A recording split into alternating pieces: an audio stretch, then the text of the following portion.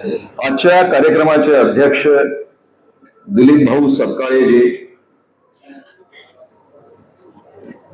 आधीचे व्याख्याते आणि माझे सहकारी बिरसा क्रांती दलाचे संस्थापक दशरथजी मरावी, या संपूर्ण अभियानाचे संयोजक सुरेशजी धुरमुरे, विनोदजी सपकाळे, विनोदजी काळे, डॉक्टर करीम सालार, मौलाना आझाद विचार मंच, जयश्रीताई महाजन माजी महापौर, सचिन धांडे लोकसंघर्ष मोर्चा, सुरेंद्र पाटील मराठा सेवा संघ, लीना पवार जिजाऊ ब्रिगेड, सूर्यवंशी साहेब भारतीय कृषक समाज, इंगळे मॅडम साची महिला मंडळ, ईश्वर मोरे सत्यशोधक ओबीसी परिषद, अमृता नेतकर मानव मुक्ती मिशन, योगेश बाविस्कर एकलव्य आदिवासी सेना, निवेदिता साठे समता परिषद,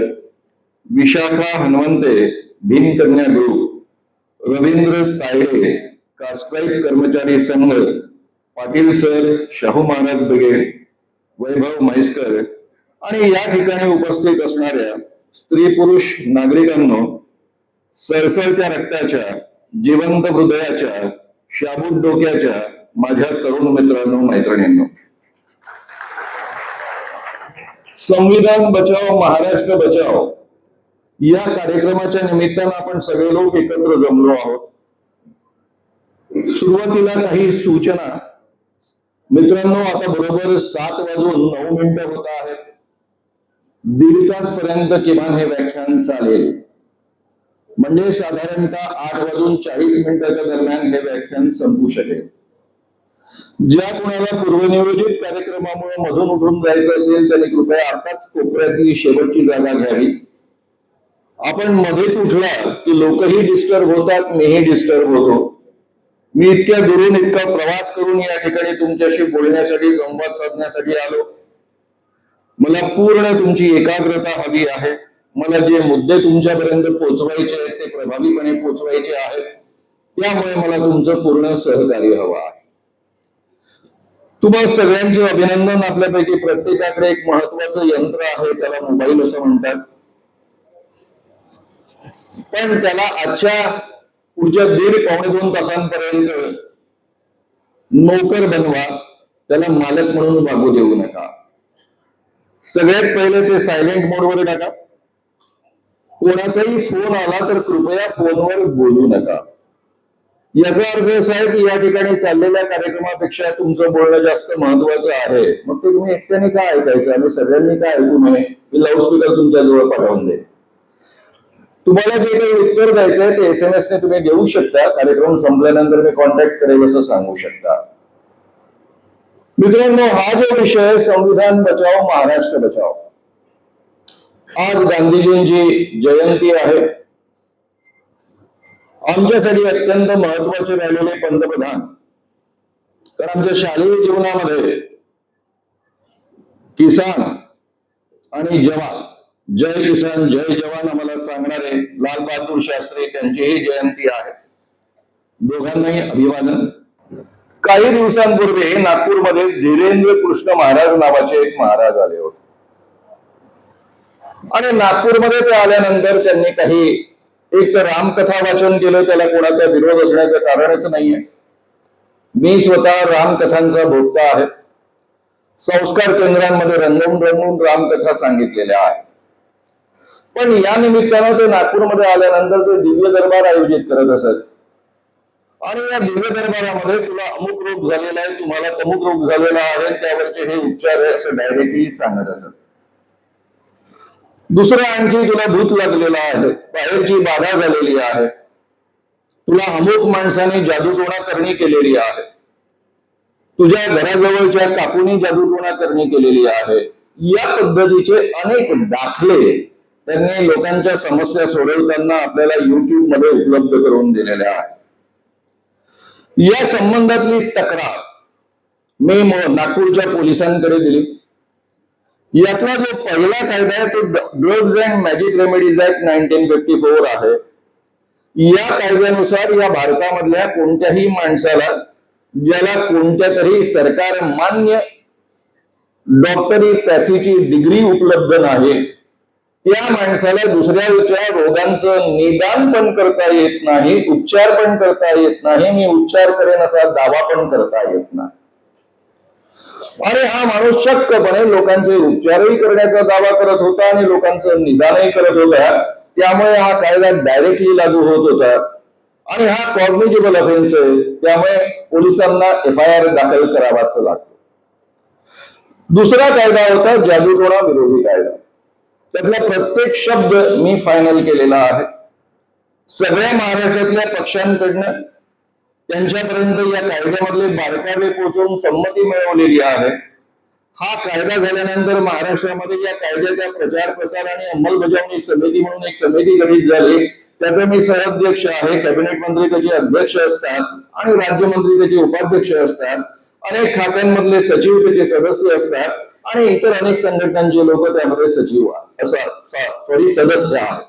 आणि या पद्धतीने ही कमिटी काम करत आलेली आहे. या कमिटीच्या माध्यमातून मी संपूर्ण महाराष्ट्रामध्ये पोलिसांचं ट्रेनिंग केलेलं आहे. 36 जिल्ह्यांमधल्या, त्यामध्ये IPS अधिकाऱ्यांचं सुद्धा ट्रेनिंग केलेलं आहे. आणि मी जेव्हा माझ्या लेटर हेडवर या पद्धतीची तक्रार देतो की या ठिकाणी या माणसं म्हणजे या महाराजांनी दोन्ही कायद्यांचं उल्लंघन केलेलं आहे आणि त्यामुळे यांच्यावर या दोन्ही कायद्यांखाली कारवाई करावी. जादूटोणा विरोधी कायदा तर अतिशय कडक आहे. तो केवळ कॉग्निजेबल नाही, म्हणजे एकदा तक्रार केल्यानंतर पोलिसांनी FIR दाखल केलाच पाहिजे एवढ्यापर्यंत मर्यादित नाही, तर तो नॉन बेलेबल आहे. कोर्टातनच केवळ बेल मिळते, पोलीस बेल देऊ शकत नाही आणि मिनिमम शिक्षा 6 महिन्यांपासून तर 7 वर्षांपर्यंत आहे, प्लस 5,000 ते 50,000 रुपये दंड. आणि या कायद्यानुसार एखादी व्यक्ती करणी करते, जादूटोणा करते, टोटका करते असं म्हणणं इटसेल्फ कायद्याने गुन्हा. नागपूर पोलीस कमिशनरने महिन्याभरानंतर उत्तर दिलं की आम्ही कायद्यांचा सखोल अभ्यास केला आणि सखोल अभ्यास केल्यानंतर हे दोन्ही कायदे लागू होत नाही. प्रेस पुढे बोलताना ते म्हणाले अंधश्रद्धा निर्मूलन कायदा लागू होत नाही आणि ड्रग्ज अँड कॉस्मेटिक ऍक्ट लागू होत नाही. खरं म्हणजे या संपूर्ण कायद्यामध्ये अंधश्रद्धा निर्मूलन हे शब्दच नाहीये, कुठेच नाहीये. प्रस्तावनेत नाही, प्रस्तावनेनंतर नाही, कायद्याच्या कोणत्याही स्वरूपात नाही. या कायद्याला जादूटोणा विरोधी कायदा म्हटलं जातं. म्हणजे याचा अर्थ असा आहे की पोलीस कमिशनरने किती अभ्यास केला होता. बरं, या कायद्याची प्रत आणि ड्रग्ज अँड मॅजिक रेमेडीजची प्रत मी स्वतःच त्यांच्या हातामध्ये दिलेली होती. ड्रग्ज अँड मॅजिक रेमेडीज आहे तसं न म्हणता ते ड्रग्ज अँड कॉस्मेटिक ऍक्ट म्हणतात. एखाद्या कॉन्स्टेबलने ही चूक केली असती तर त्याला माफ करण्यासारखं आहे, पण IPS अधिकारी, त्यातल्या त्यात नागपूरचे कमिशनर IPS अधिकारी म्हणजे वरच्या दर्जाचे IPS अधिकारी, यांच्या हातून ही चूक संभव नाही. याचा अर्थ असा आहे की त्यांनी मुळीच कायद्यांचा अभ्यास केलेला नाही आणि वरून ते सांगतायत की कायदे लागू होत नाही, त्यामुळे आम्ही ऍक्शन घेणार नाही. आता माझ्याजवळ पर्याय काय होता? जेवढं आंदोलन आम्हाला करणं शक्य होतं, जेवढ्या पातळीवरचं तेवढं ऑलरेडी आम्ही केलेलं होतं. मग माझ्याजवळ पर्याय होता की आपण कोर्टामध्ये जाणार. माझ्या वकील मित्रांचा सल्ला घेतला. माझ्या असं लक्षात आलं की पहिले छोट्या कोर्टामध्ये, मग सेकंड कोर्टामध्ये, नंतर हायकोर्टामध्ये. डायरेक्ट हायकोर्ट आता एंटरटेन करणार नाही, कारण ऑलरेडी तो बाबा नागपुरात निघून गेलेला आहे.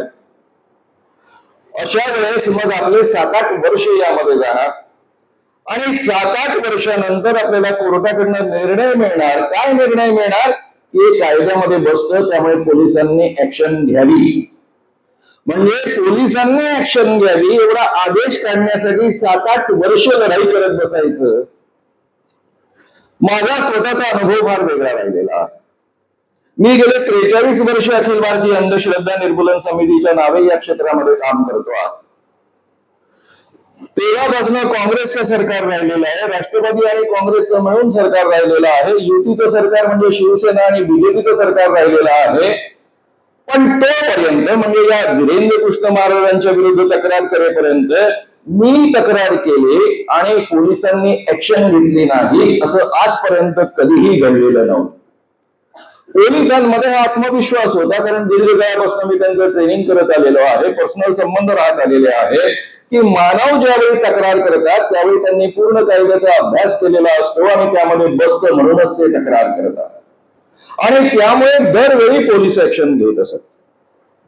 मग आता पोलीस का ऍक्शन घेत नाहीये? कारण स्वतः महाराष्ट्राचे गृहमंत्री देवेंद्र फडणवीस, उपमुख्यमंत्री ज्या बाबाच्या पायावर डोकं ठेवत असेल त्याच खात्यामधला पोलीस कमिशनर त्यांच्यावर ऍक्शन घेण्याची हिंमत करत नाहीये. असं पूर्वी घडत नव्हतं. विलासरावांचे बाबा असतील, इतर कोण्या मुख्यमंत्र्यांचे बाबा असतील, त्याही वेळेस पोलिसांनी ऍक्शन घेतलेले आहेत. आणि असं असताना आज असं का घडत आहे?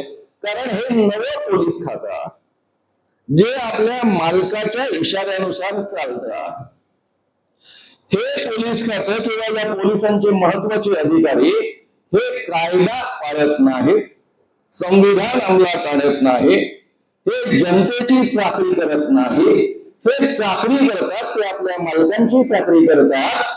त्यावेळी आपण काय केलं पाहिजे? आणि त्यावेळी माझ्या मनात असा विचार आला की 7-8 वर्षे आपण कोर्टामध्ये लढत बसण्यापेक्षा पुढे ज्या 1.5-2 वर्षामध्ये येऊ घातलेल्या निवडणुका आहे त्यामध्ये अशा सरकारलाच आपण का हाकलू नये? जे सरकार आपल्या कर्मचाऱ्यांना कायद्यानुसार वागू नये या पद्धतीने त्यांच्यावर दबाव आणतात, घटनेनुसार त्यांनी वागू नये या पद्धतीने दबाव आणतात. या काळामध्ये मला अनेक प्रकारचे फोन येत असत, खूप गाणेरडे शिव्या देणारे फोन येत असत.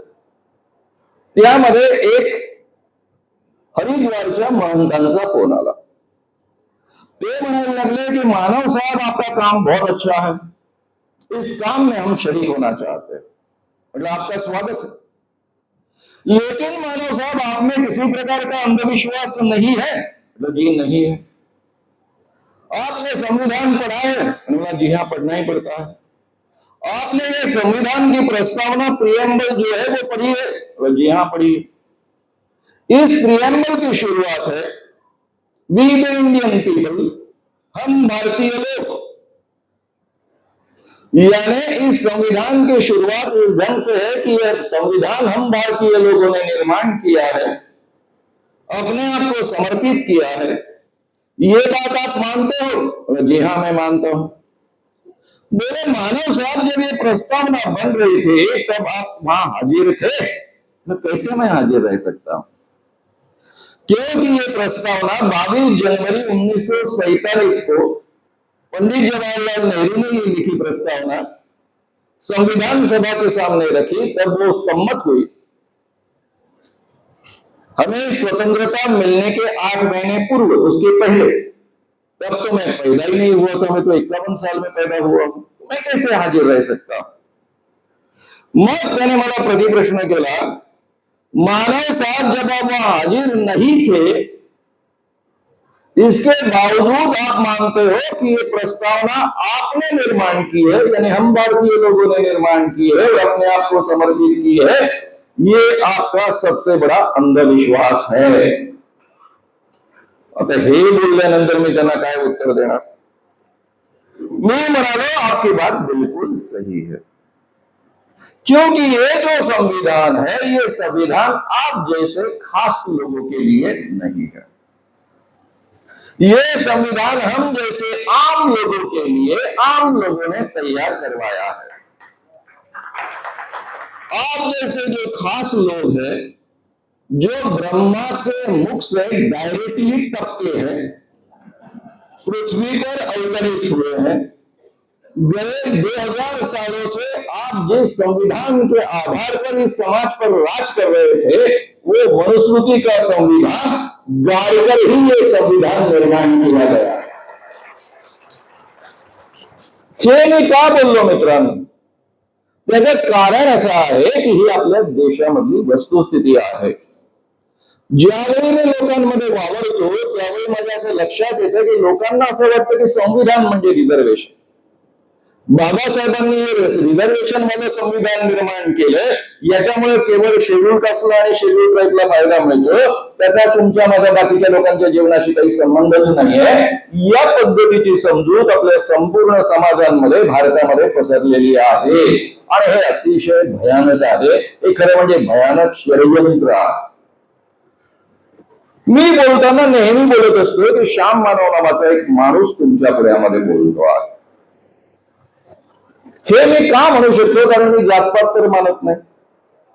ज्यावेळेस मला कळलं की आपली आडनावच जाती प्रदर्शक असतात, त्यावेळेस माझ्या वयाच्या 19व्या-20व्या वर्षी मी आडनाव टाकून दिलं. माझ्यासोबत अनेक मित्रांनी तसं केलं. आम्ही जयप्रकाश नारायणांच्या आंदोलनामध्ये काम करत होतो. जनेऊ तोडो, जाती तोडो नावाचं आंदोलन सुरू होतं आणि मग मी मानव नाव धारण केलं आणि तेव्हापासून मानव बनण्याचा प्रयत्न करतो. पण मित्रांनो, मी हे जे म्हणू शकतो की मी श्याम मानव नावाचा माणूस बोलतो आहे, हे केवळ या पद्धतीचं संविधान माझ्या वाट्याला आलं म्हणून मी म्हणू शकतोय की श्याम मानव नावाचा एक माणूस तुमच्या पुण्यामध्ये बोलतो आहे. या संविधानाने मला माणूस म्हणून मान्य केलं, माणूस म्हणून अस्तित्व स्वीकारलं, माणूस म्हणून सन्मान दिला, माणूस म्हणून अधिकार दिला. जर या देशामध्ये या पद्धतीचं संविधान निर्माण झालं नसतं, जी 1947च्या आधी या देशामध्ये परिस्थिती होती ती कायम राहिली असती, तर मी एका शेतकऱ्याचा मुलगा असल्यामुळे मला बोलताना म्हणावं लागलं असतं, श्याम मानव नावाचा एक शूद्र तुमच्या पुढ्यामध्ये बोलतो आहे, ही या देशामधले सर्वसामान्य माणसाची ओळख आहे. ते म्हणाल, नाही हो सर, तसं काही नाहीये. काही माणसं 96 कोळी असतात, काही असे असतात, काही तसे असतात, काही मराठा असतात, काही क्षत्रिय असतात. हे जे भ्रम आपल्या डोक्यामध्ये आहेत, छात्या फुगवून फुगवून आपण बोलत असतो, कारण आपल्याला आपला भारत माहित नसतो, आपला समाज माहित नसतो, म्हणून फालतू आपण छात्या फुगवत असतो. आणि म्हणून मी तुमच्याजवळ एका केस पासून सुरुवात करणार आहे. 1899 साली कोल्हापूर संस्थानचे राजे शाहू महाराज पंचगंगा नदीमध्ये स्नान करत असताना त्यांचा पुजारी ब्राह्मण त्यांच्या पुढ्यामध्ये मंत्र म्हणत होता. त्यांच्या एका ब्राह्मण मित्राने लक्षात आणून दिलं की हा जो पुजारी तुमच्या पुढ्यामध्ये मंत्र म्हणतो आहे, हे मंत्र पुराणामधले आहेत, पुराणोक्त आहेत, वेदोक्त नाही, म्हणजे वेदांमधले मंत्र नाही. शाहू महाराजांनी आपल्या ब्राह्मणाला विचारलं. हा ब्राह्मण दीर्घ काळापासून त्यांच्या पदरी नोकर होता, त्यांच्याकडनं पगार घेत होता. त्याला विचारलं, का रे बाबा, तू माझ्या पुढ्यामध्ये वेदांमधले मंत्र का नाही म्हणत? त्यावर त्या ब्राह्मणाने जे उत्तर दिलं ते उत्तर जरा नीट समजून घ्या. तो म्हणाला, शाहू महाराज, आपण जरी राजे असला तरी जन्माने शूद्र आहात आणि शूद्राला वेद ऐकण्याचा अधिकार नाही. मला वेदांमधले मंत्र येत असले तरी मी ते तुमच्या पुढ्यामध्ये म्हणू शकत नाही. तुम्हाला केवळ पुराणातले मंत्र ऐकण्याचा अधिकार आहे, म्हणून मी तुमच्या पुढ्यामध्ये पुराणातले मंत्र म्हणतो आहे. शाहू महाराजांना राग आला, त्यांनी त्याला काढून टाकलं, त्याचा पगार बंद झाला आणि अख्ख्या महाराष्ट्रामध्ये आग लागली, पुण्यामध्ये मोठी आग लागली. त्यावेळी काँग्रेसचे पुढारी बाळ गंगाधर टिळक यांनी अनेक लेख लिहिले, अग्रलेख लिहिले. त्यामध्ये त्यांनी मांडणी काय केली, कारण चर्चा ही सुरू होती की शिवाजी महाराजांचे वंशज शाहू महाराज आहेत, शिवाजी महाराज क्षत्रिय तर शाहू महाराज क्षत्रिय. त्यावर उत्तर देताना लोकमान्य टिळक म्हणतात, शाहू महाराज हे क्षत्रिय आहेत की शूद्र आहेत ही चर्चा निरर्थक आहे. कारण कलियुगामध्ये केवळ 2च वर्ण शिल्लक आहेत, एक ब्राह्मण आणि दुसरा शूद्र. वैश्य वर्ण शिवाय क्षत्रिय वर्ण, दोन्ही वर्ण हे सस्पेंड केलेले आहेत, रद्दबातल केलेले आहेत. त्यामुळे जे ब्राह्मण कुटुंबामध्ये जन्माला येत नाहीत, उर्वरित बाकी सगळेच्या सगळे शूद्र आहेत आणि त्यामुळे शाहू महाराज सुद्धा शूद्र आहेत. जे ब्राह्मणाने कृत्य केलं ते त्याचं धर्मसम्मत कृत्य होतं, कारण आमच्या धर्माची आज्ञा आहे की शूद्रांपुढे वेद म्हणता कामा नये. उलट शाहू महाराजांनी जे कृत्य केले ते धर्माचं अवहेलना आहे, धर्माचा अवमान करणारी गोष्ट आहे. या पद्धतीची त्यांनी मांडणी केली. शब्द थोडेसे इकडे तिकडे असतील पण अर्थ हाच होता. ही मांडणी केल्यावर लोकांनी प्रश्न विचारले, पत्रव्यवहार सुरू झाला. शिवाजी राजे जर क्षत्रिय आहे तर शाहू महाराज पण क्षत्रिय. त्यावर निसंदिग्ध शब्दामध्ये लोकमान्य टिळक काय म्हणतात ते जरा समजून घ्या. ते असं म्हणाले की गागा भट्टाने शिवाजी महाराजांच्या राज्याभिषेकाच्या वेळी तात्पुरता अपवाद केला होता. तात्पुरता अपवाद केला होता. याचा नेमका अर्थ काय आहे? तुम्हाला सगळ्यांना हे माहिती आहे की शिवाजी महाराजांना आपण का मानतो? कारण त्यांनी राज्य निर्माण केलं म्हणून नाही मानत त्यांना. शिवाजी महाराज असा एक क्रांतिकारक राजा होता ज्याने सगळ्या 18 पगड जातीच्या लोकांना सोबत घेऊन सुराज्य निर्माण केलेला आहे. आपल्या आयुष्यामध्ये त्याही काळामध्ये त्यांनी कधी अस्पृश्यता बाळगली नाही. वेगवेगळ्या जातींच्या, कनिष्ठ जातींच्या, ज्यांना अतिशूद्र म्हटलं जातं त्या जातींच्या लोकांना सुद्धा सोबत घेतलं, मुस्लिमांना सोबत घेतलं, इतर धर्माच्या लोकांना सोबत घेतलं आणि सगळ्यांना सोबत घेऊन सगळ्यांना समानता देता येईल या पद्धतीचं सुराज्य निर्माण केलं. एवढेच नव्हे तर महारांना किल्लेदार बनवलं, रामोशांना किल्लेदार सेनापती बनवलं, मुस्लिमांना किल्लेदार सेनापती बनवलं. अशा पद्धतीचा रयतेचा राजा. आणि आता वेळ असता तर मी बरंच बोललो असतो पण आपल्याजवळ तेवढा वेळ नाही म्हणून मी पुढे जातो. आणि म्हणून शिवाजी राजांना आपण इतकं मानतो आहोत. या शिवाजी राजांनी ज्यावेळी स्वतःला राज्याभिषेक करून घ्यायचं ठरवलं त्यावेळी त्यांच्या पदरी अनेक ब्राह्मण नोकर होते. पण महाराष्ट्रातल्या एकाही ब्राह्मणानं त्यांना राज्याभिषेक करण्यासाठी तयारी दर्शवली नाही. उलट सगळ्यांनी कडकडून विरोध केला. कारण मनुस्मृतीमध्ये स्पष्ट वचन आहे, शूद्रांनी राजा बनता कामा नये.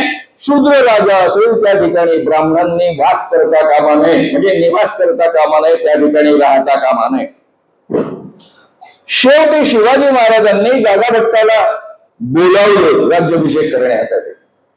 त्या मोबदल्यामध्ये त्याला एवढी दक्षिणा दिली की ती दक्षिणा त्याच्या सहकाऱ्यांच्या खांद्यांवर त्याला नेता येईना. ते जडजवाहीर लादून घेण्यासाठी त्याला प्राण्याचा उपयोग करावा लागला, प्राण्यांचा उपयोग करावा लागला. अशा पद्धतीनं त्यांनी स्वतःला राज्याभिषेक करून घेतलेला होता. ही 1674 सालातली गोष्ट आहे. याबद्दल लोकमान्य टिळक काय म्हणतात?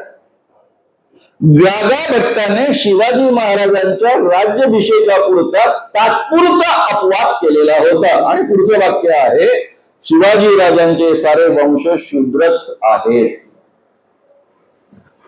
आता मित्रांनो, जिथे शाहू महाराज आणि शिवाजी राजे शूद्र आहेत तिथे बाकी आणखी कोण काय शिल्लक आहे. त्यामुळे उगाच छात्या फुगवू नका. या छात्या फुगवण्याची संधी सगळी घटनेमुळे मिळालेली आहे, हे कधी विसरू नका.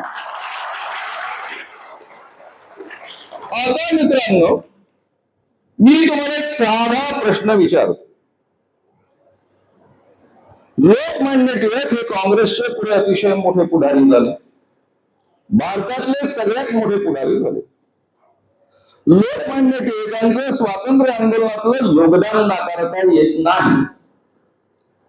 समजा असं जर घडलं असतं की लोकमान्य टिळकांच्याच विचारांची माणसं काँग्रेसची पुढारी राहिली असती, याच विचारांच्या नेतृत्वाखाली या देशाला 1947 साली स्वातंत्र्य मिळालं असतं, तर अतिशूद्र जातीमध्ये ज्यांचा जन्म झालेला आहे त्या बाबासाहेबांना कधीतरी संविधानाच्या टेबलावर बसण्याची संधी तरी मिळाली असती का? संविधान लिहिण्याची तरी संधी मिळाली असती काय? शांत डोक्यानं जरा विचार करून पहा. 1 ऑगस्ट 1920 साली लोकमान्य टिळकांचा मृत्यू झाला. त्या वर्षी काँग्रेसचं अधिवेशन नागपूरला भरायचं असं ठरलेलं होतं. 1915 साली महात्मा गांधी आफ्रिकेमधनं भारतात आले होते. गेले 5 वर्ष ते भारतभर हिंडत होते. त्यांचे काम लक्षात घेतात अजून काँग्रेसचे पुढारी नव्हते तरी त्यांना नागपूरच्या अधिवेशनाचं अध्यक्ष बनवण्यात आलं. या नागपूरमध्ये 25 डिसेंबर 1920 साली एक अंत्यक संमेलन झालं. त्यामध्ये महात्मा गांधी बोलताना म्हणाले, मैं एक हिंदू हूं, रूढ़िवादी हिंदू होने का मैं दावा करता हूं. मैं एक सनातनी हिंदू हूं, लेकिन मेरे धर्म में जो छुआछूत की प्रथा है वो सबसे बड़ा पाप है और इस पाप को मिटाना मैं अपना कर्तव्य मानता हूं. जो भी इंसान जाति के आधार पर भेद करता है, ऊंच और नीच मानता है, वह इंसान कभी सनातनी हिंदू नहीं हो सकता. आता हे बोलल्यानंतर स्वाभाविकच तोपर्यंत जी काँग्रेस होती ती उच्चभ्रूंची काँग्रेस होती. वेल एज्युकेटेड लोक आहेत, कोणी डॉक्टर्स आहेत, कोणी इंजिनियर्स आहेत, कोणी मोठे कॉन्ट्रॅक्टर्स आहेत, असेच लोक काँग्रेसमध्ये होते. त्या लोकांनी स्वाभाविकच प्रतिप्रश्न केला गांधीजींना. गांधीजी, आपण हे कशाच्या आधारावर बोलतो आहात? तुम्ही तर भगवद्गीतेची अवतरणा देत असता, भगवद्गीतेला खूप मानतात. भगवद्गीतेमध्ये असं म्हटलेलं आहे, मनुस्मृतीमध्ये असं म्हटलेलं आहे, वेदांमधल्या ऋग्वेदामधल्या पुरुष सूक्तात असं म्हटलेलं आहे. काय म्हटलेलं आहे? ब्रह्म्याच्या मुखातनं ब्राह्मणांचा जन्म झाला, बाहूंमधनं क्षत्रियांचा जन्म झाला, मांड्यांमधनं वैश्यांचा जन्म झाला आणि पायांमधनं शूद्रांचा जन्म झाला. हे जर धर्मवचन आहे आमचं, तर त्याला तुम्ही नाकारू कसे शकता? यावर ज्या माणसाला या देशामध्ये 80% लोक आहेत, काँग्रेसमध्ये तर जवळपास 95-97% हिंदू आहे, 80% देशात हिंदू आहे, या देशाचं नेतृत्व करायचं आहे, इंग्रजांसोबत लढाई करून स्वातंत्र्याच्या माध्यमातून आपला देश स्वतंत्र करायचा आहे, तो माणूस काय उत्तर देतो? तो म्हणतो, मेरे धर्मग्रंथों में कुछ भी कहा हो, जो मेरे सत्सद विवेक को जचता नहीं है, म्हणजे सत्सद विवेक बुद्धीला जे पटत नाही, मानव जाति के लिए जो हितकारक नहीं, ऐसी कोई भी बात मैं स्वीकारूंगा नहीं. पुढचं आणखी त्यांचं एक वाक्य आहे, ते फार भयानक आहे. या काळामध्ये जर आजच्यासारख्या संघटना असतात तर गांधींचं काय केलं असतं? ते असं म्हणतात, हमारे धर्मग्रंथों में कई मनगढ़ंत चीजें कही गई है. म्हणजे मनाला येईल त्या पद्धतीने अनेक गोष्टी म्हटलेल्या आहेत. आणि मग मित्रांनो 1920 पासून गांधींकडे नेतृत्व हळूहळू येत गेलं. त्यांनी अख्खी काँग्रेस बदलली. काँग्रेसमध्ये वेगवेगळ्या जाती धर्माच्या लोकांना सामावून घेण्यात आलं. ख्रिश्चनांना, मुस्लिमांना, बौद्धांना, जैनांना, पारशांना, शिखांना, सगळ्यांना जाणीवपूर्वक या काँग्रेसच्या आंदोलनामध्ये सामावून घेण्यात आले. काँग्रेसच्या आंदोलनामध्ये अस्पृश्यतेवर जवळपास पाबंदी घालण्यात आली. छोट्या जातींमधली माणसं, ज्यांना अतिशूद्र म्हटलं जातं, शूद्र म्हटलं जातं, त्या सगळ्या जातींमधली माणसं, उच्च जातींमधली माणसं खांद्याला खांदा लावून या पद्धतीने स्वातंत्र्याची लढाई एकत्र करत गेले. एवढंच नव्हे तर ज्या देशामधल्या स्त्रिया घराच्या बाहेर पडायला धजावत नसत, त्या स्त्रियांना इंग्रजांच्या तोफांपुढे, बंदुकांपुढे हिमतीनं आणि शौर्यानं उभं केलं. जगाच्या इतिहासात इतक्या दीर्घकाळ रस्त्यावर कधीही स्त्रिया आल्या नाहीत, तेवढ्या भारतामध्ये आल्या. आणि या पद्धतीनं महात्मा गांधींनी ही 4 मूल्य आपल्या आंदोलनामध्ये रुजवण्याचं अत्यंत महत्वाचं काम केलं. पहिलं मूल्य समता. सगळी माणसं, स्त्री असो पुरुष असो, सगळे समान आहेत. कोणत्याही धर्मामध्ये जन्माला आलेली माणसं, कोणत्याही जातीमध्ये जन्माला आलेली माणसं समान आहेत. समतेचं मूल्य रुजवलं, बंधुतेचं मूल्य रुजवलं. सगळ्या वेगवेगळ्या जाती धर्मांमधल्या लोकांनी एक दुसऱ्यांसोबत बंधुभावाने वागावं आणि आपल्या देशाला स्वातंत्र्य मिळवून देण्यासाठी मिळून प्रयत्न करावेत. स्वातंत्र्याची आस निर्माण केली। ही गोष्ट किती कठीण होती याचा तुम्ही अंदाज नाही करू शकणार। भारत जवळपास 2000 वर्ष गुलाम राहिलेला आहे। बाबासाहेब आंबेडकर नेहमी एक वाक्य वापरत असत, गुलामाला त्याच्या गुलामगिरीची जाणीव करून द्या म्हणजे तो बंड करून उठेल। पण या देशामध्ये 2000 वर्षात कधी बंड झालं नाही।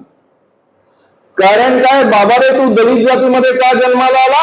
कारण गेल्या जन्मामध्ये तू पाप केलं म्हणून तुझा जन्म दलित जातीमध्ये झालेला। या जन्मामध्ये तुझ्या वाट्याला जे कर्म येत आहे ते नीटपणे तू कर, म्हणजे कदाचित पुढचा जन्म तुला चांगला मिळेल। या जन्मामध्ये तू ब्राह्मण जातीमध्ये का जन्माला आला? कारण गेल्या जन्मामध्ये तू पुण्य कर्म केलेला आहे म्हणून जन्माला आला। हा जो कर्मविपाक सिद्धांत होता त्याने आमची विचार करण्याची क्षमताच पूर्णतः नाहीशी करून टाकलेली होती आणि नशिबाच्या संकल्पनेनुसार हा देश जगत आला। आणि त्यामुळे इतके वर्ष इतकं भयानक शोषण असताना, इतकी भयानक गुलामगिरी असताना या देशामध्ये कधी फारसे बंड झाले नाही। जे छोटे मोठे झाले ते दडपून टाकण्यात आले। स्वातंत्र्याची आस, या देशामध्ये इंग्रजांनी 150 वर्ष राज्य केलं असं आपण मानतो। किमान 90 वर्ष त्यांचं एक छत्री राज्य होतं, 1857 पासून ते 1947 पर्यंत। 1857 ते 1947 या काळामध्ये या देशामध्ये कधीही एका वेळी 1 लाखापेक्षा अधिक इंग्रज नव्हते।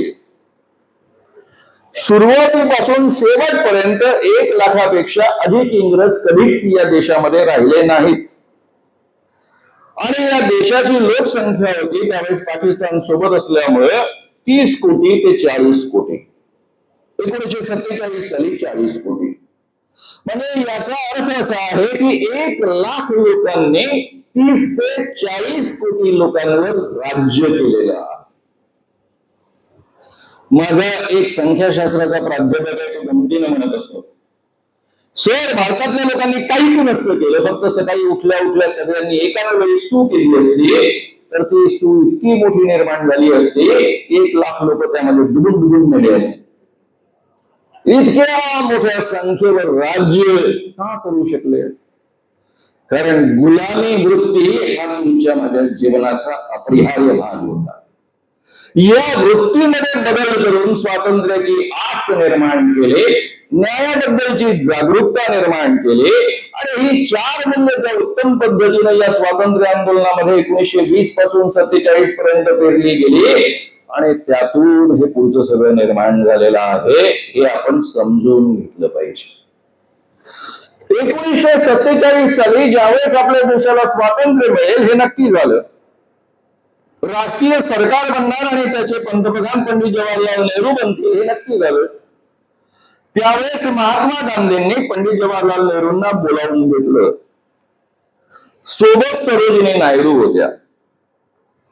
महात्मा गांधी पंडित जवाहरलालला म्हणाले की तुम्ही तुमच्या राष्ट्रीय मंत्रिमंडळामध्ये डॉक्टर बाबासाहेब आंबेडकरांना लॉ मिनिस्टर म्हणून घ्या।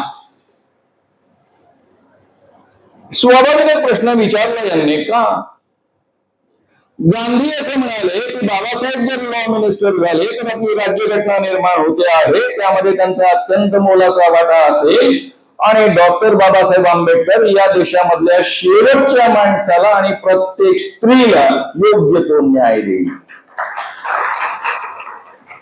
नेहरू असं म्हणाले कारण तोपर्यंत ऑलरेडी ड्राफ्ट तयार झालेला होता। राव नावाच्या वकिलांनी त्याच्यावर ऑलरेडी हात फिरवलेला होता। पंडित जवाहरलाल नेहरूंनी तो ऑलरेडी पाहिलेला होता, तपासलेला होता, त्याच्यावर हात फिरवलेला होता। जवळपास काँग्रेसमधले सगळीच माणसं वकील होती, बॅरिस्टर होती, महत्वाचे सगळे लीडर बॅरिस्टर होते। त्यांनी असा प्रतिप्रश्न केला की डॉक्टर बाबासाहेबांचं आपलं फारसं जमत नाही, ते काँग्रेसशी नेहमी फटकून वागत असतात, ऑलरेडी आपण ड्राफ्ट तयार केलेला आहे, असं असताना हे काम आपणही करू शकतो, आपणही बॅरिस्टर आहोत। त्यावर हा प्रश्न विचारताच गांधी असं म्हणाले, आपण कुणाचं संविधान करतो आहोत? काँग्रेस पक्षाचं संविधान निर्माण करतो आहोत की या देशाचं संविधान निर्माण करतो आहोत? जर आपण देशाचं संविधान निर्माण करतो आहोत तर त्यामध्ये बाबासाहेबांचा अत्यंत मोलाचा आणि महत्वाचा वाटा असला पाहिजे। नेहरूंना ते पटलं पंडित जवाहरलाल नेहरू जे आता पंतप्रधान बनतायत त्यांनी बाबासाहेबांना बोलावून घेतलं. बाबासाहेबांना विनंती केली की तुम्ही आमच्यासोबत माझ्या मंत्रिमंडळामध्ये या आणि लॉ मिनिस्टर बना. कारण महात्मा गांधींना असं वाटतं की तुम्ही लॉ मिनिस्टर झाला तर संविधानामध्ये महत्वाचं योगदान देऊ शकाल आणि शेवटच्या माणसाला आणि प्रत्येक स्त्रीला योग्य तो न्याय देऊ शकाल. बाबासाहेबांचं काँग्रेसचं फारसं सख्य नसताना सुद्धा, काही मतभेद असताना सुद्धा बाबासाहेबांनी मोठ्या मनानं ही विनंती मान्य केली. आता अडचण अशी होती की बाबासाहेब संविधान सभेमध्येच नव्हते. साहेब संविधान सभेच्या निवडणुका खरं म्हणजे अधिक झालेल्या होत्या. त्यामध्ये 389 सदस्य संपूर्ण अखंड भारतामधून निवडून आले होते. त्यानंतर फाळणी झाली. फाळणी झाल्यानंतर 90 सदस्य जवळपास त्या बाजूला गेले आणि 299 सदस्य भारतामध्ये राहिले. आणि या 299 सदस्यांमध्ये डॉक्टर बाबासाहेब आंबेडकर नव्हते, कारण ते निवडून आले. तो बंगालमधला भाग आता पाकिस्तानात गेला होता.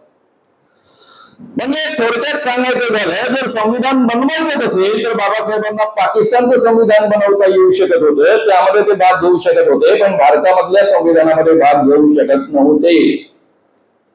आता करायचं काय? संविधान सभेच्या निवडणूक ऑलरेडी झालेले, पुन्हा अशा निवडणुका घेता येत नाहीत, जागा ठरलेल्या आहेत. आणि त्यावर काँग्रेस सरकारांनी, म्हणजे काँग्रेस बनणाऱ्या सरकारांनी तोडगा काढला. त्यावेळेस प्रांतांची प्रांतीय सरकार होती. मुंबई प्रांतामधनं एम.आर. जयकर नावाचे बॅरिस्टर हे पुण्यामधनं निवडून आले होते. त्यांना काँग्रेसने जुलै 1947 साली राजीनामा द्यायला लावला आणि त्यांच्या जागी काँग्रेसने डॉक्टर बाबासाहेब आंबेडकरांना संविधान सभेवर निवडून आणलं. हे तुम्हाला कोणीही सांगत नाही, लपवून ठेवता, दडवून ठेवता. तुम्ही जर गुगलवर सर्च केलं तरी तुम्हाला सापडणार नाही अशी परिस्थिती आहे. कारण हे देशामधलं षडयंत्र आहे. यासाठी आमच्यासारखे अनेक नेतेही जबाबदार आहेत आणि बीजेपीवाल्यांनी त्याचा अतिशय सुंदर फायदा उचललेला. डॉक्टर बाबासाहेब संविधान सभेवर निवडून आले. या देशाचं सरकार रीतसररित्या, ज्याला आपण लिगल सरकार म्हणतो, 1947 15 लागू झालं, 15 ऑगस्टला. आणि 29 ऑगस्टला संविधान सभेमध्ये ड्राफ्टिंग कमिटीचे चेअरमन म्हणून बाबासाहेबांची निवड झाली. आणि त्यानंतर बाबासाहेबांनी प्रचंड मेहनतीनं हा ड्राफ्ट फुलवला, त्याचं अतिशय सटीक शब्दांकन केलं. आणि याच्याही पेक्षा त्यांचं सगळ्यात मोठं कॉन्ट्रीब्युशन जर कोणतं असेल तर 299 सदस्य होते. या 299 सदस्यांमध्ये मेजॉरिटी सदस्य काँग्रेसचे असले तरी त्यामध्ये अनेक टिळकांच्या विचारांचे होते, मनुस्मृतीचा पगडा असणारे होते.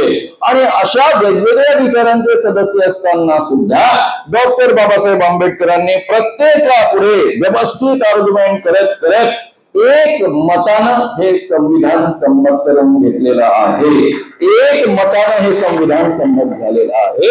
आणि हे सगळ्यात मोठं डॉक्टर बाबासाहेब आंबेडकरांचं कौशल्य आहे. तर मित्रांनो, या पद्धतीनं हे संविधान तयार झालेलं आहे. मी का हे वाक्य वापरलं की मनुस्मृती गाडून हे संविधान तयार झालेलं आहे. आपण नुसतं मनुस्मृतीबद्दल बोलतो, पण त्यामध्ये प्रत्यक्षात काय असतं याची अनेकदा आपल्याला कल्पना नसते. मी नेहमी म्हणतो की प्रत्येक हिंदूनं मनुस्मृती वाचली पाहिजे. मी स्वतःला हिंदू समजतो, हिंदू म्हणवतो. कारण या देशामध्ये हिंदू बनण्यासाठी एकच योग्यता लागते, आपले आईबाप हिंदू असावे लागतात. हिंदू परंपरांमध्ये, खरं म्हणजे ज्याला भारतीय संस्कृतीच्या परंपरा म्हणतो, त्यामध्ये वेगवेगळ्या विचारधारा. 4 नास्तिक परंपरा आहेत. चार्वाक परंपरा आहे जी देवही मानत नाही, वेदही मानत नाही. लोकायत परंपरा आहे ती देवही मानत नाही, वेदही मानत नाही. जैन परंपरा आणि बौद्ध परंपरा सुद्धा अशाच पद्धतीच्या मानल्या जातात. आणि म्हणून या 4 नास्तिक परंपरा या भारतीय संस्कृतीतल्या परंपरा मानल्या जातात. आणि म्हणून RSSच्या लोकांची जैन धर्माबद्दल आणि बौद्ध धर्माबद्दल फार खळखळ नसते. ज्या 6 आस्तिक परंपरा आहे त्यामध्ये एक सांख्य परंपरा आहे, ती आस्तिक परंपरा मानली जाते. सांख्य परंपरेमध्ये देव मानत नाही, पण वेदांचं प्रामाण्य मानलं जातं. त्यामुळे भारतामध्ये वेगवेगळ्या विचारधारा तुमच्या असताना सुद्धा तुम्ही या भारतीय संस्कृतीचा भाग असू शकता. हे वेगवेगळी दर्शनं या संस्कृतीचा भाग राहिलेला आहे.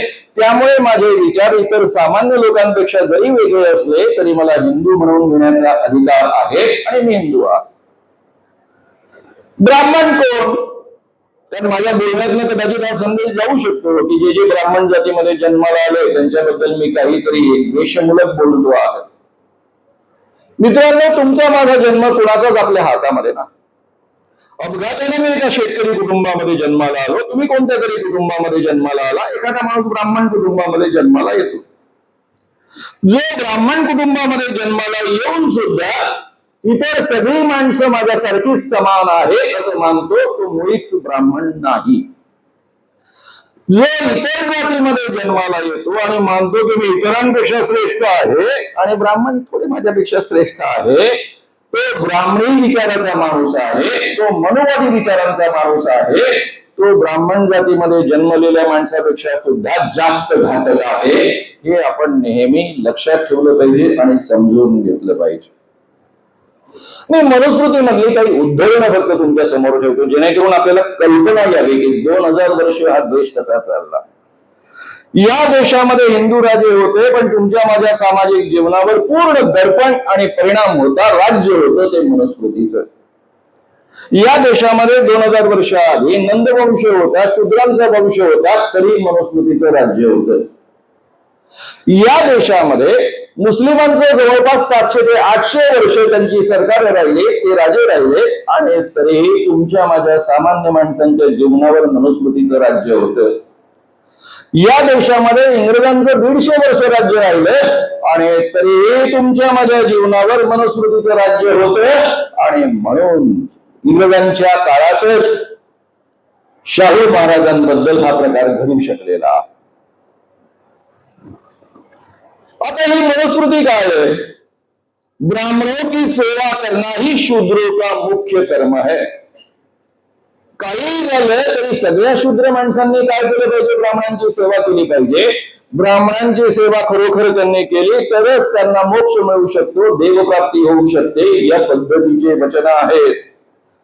आता एक पहा, हे पहिल्यांदा वाचल्यानंतर मी थोडा अस्वस्थ होऊन गेलो होतो.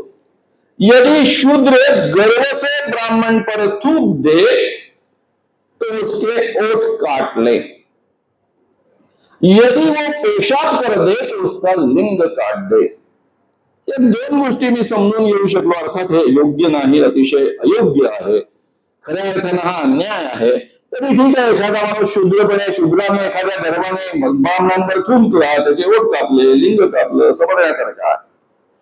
पण तिसरा जो भाग आहे, उसकी ओर अपान वायू निकाले तो उसकी गुदा काट दे. अपान वायू म्हणजे पादणे. आता मोदीजी छाती पिटून पिटून आपली 56 इंची आपल्याला ग्वाही देत असतात. ये मोदीजी की गॅरंटी है.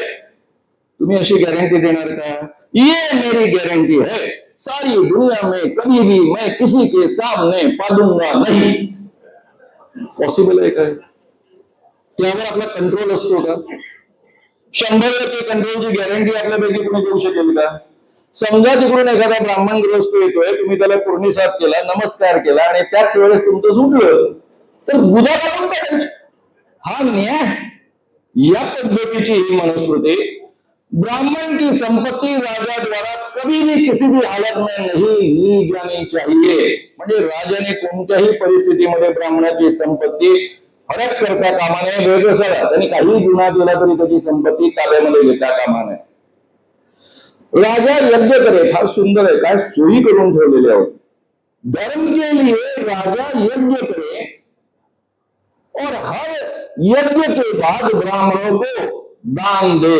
दान मध्ये काय काय दे? पहिलं दान स्त्री, दुसरे गृह, शय्या, वाहन आदि भोग साधक पदार्थ तथा धन दे. पहिला क्रमांक आहे स्त्रीचा. राजाने जर वर्षामध्ये 2 यज्ञ केले तर प्रत्येक ब्राह्मणाला 2-2 स्त्रिया द्यायच्या. कशासाठी? भोगण्यासाठी. स्त्रियांची किंमत काय होती त्या काळामध्ये? ही होती. ब्राह्मणाला किती स्त्रियांशी लग्न करण्याचा अधिकार होता? प्रत्येक ब्राह्मण पुरुष ब्राह्मण स्त्रीशी लग्न करू शकत असे, वैश्य स्त्रीशी लग्न करू शकत असे, क्षत्रियशी करू शकत असे, शूद्र स्त्रीशी सुद्धा लग्न करू शकत असे. संख्या मर्यादित होती का? 4 वगैरे? बिलकुल नाही. पाहिजे तेवढी करता येते. लग्नाच्या बायका पाहिजे तेवढ्या, प्लस या आहेतच राजाने दिलेल्या सगळ्याच्या सगळ्या यज्ञाच्या निमित्तानं घरी आलेल्या. आणि स्त्रियांबाबत काय नियम होता?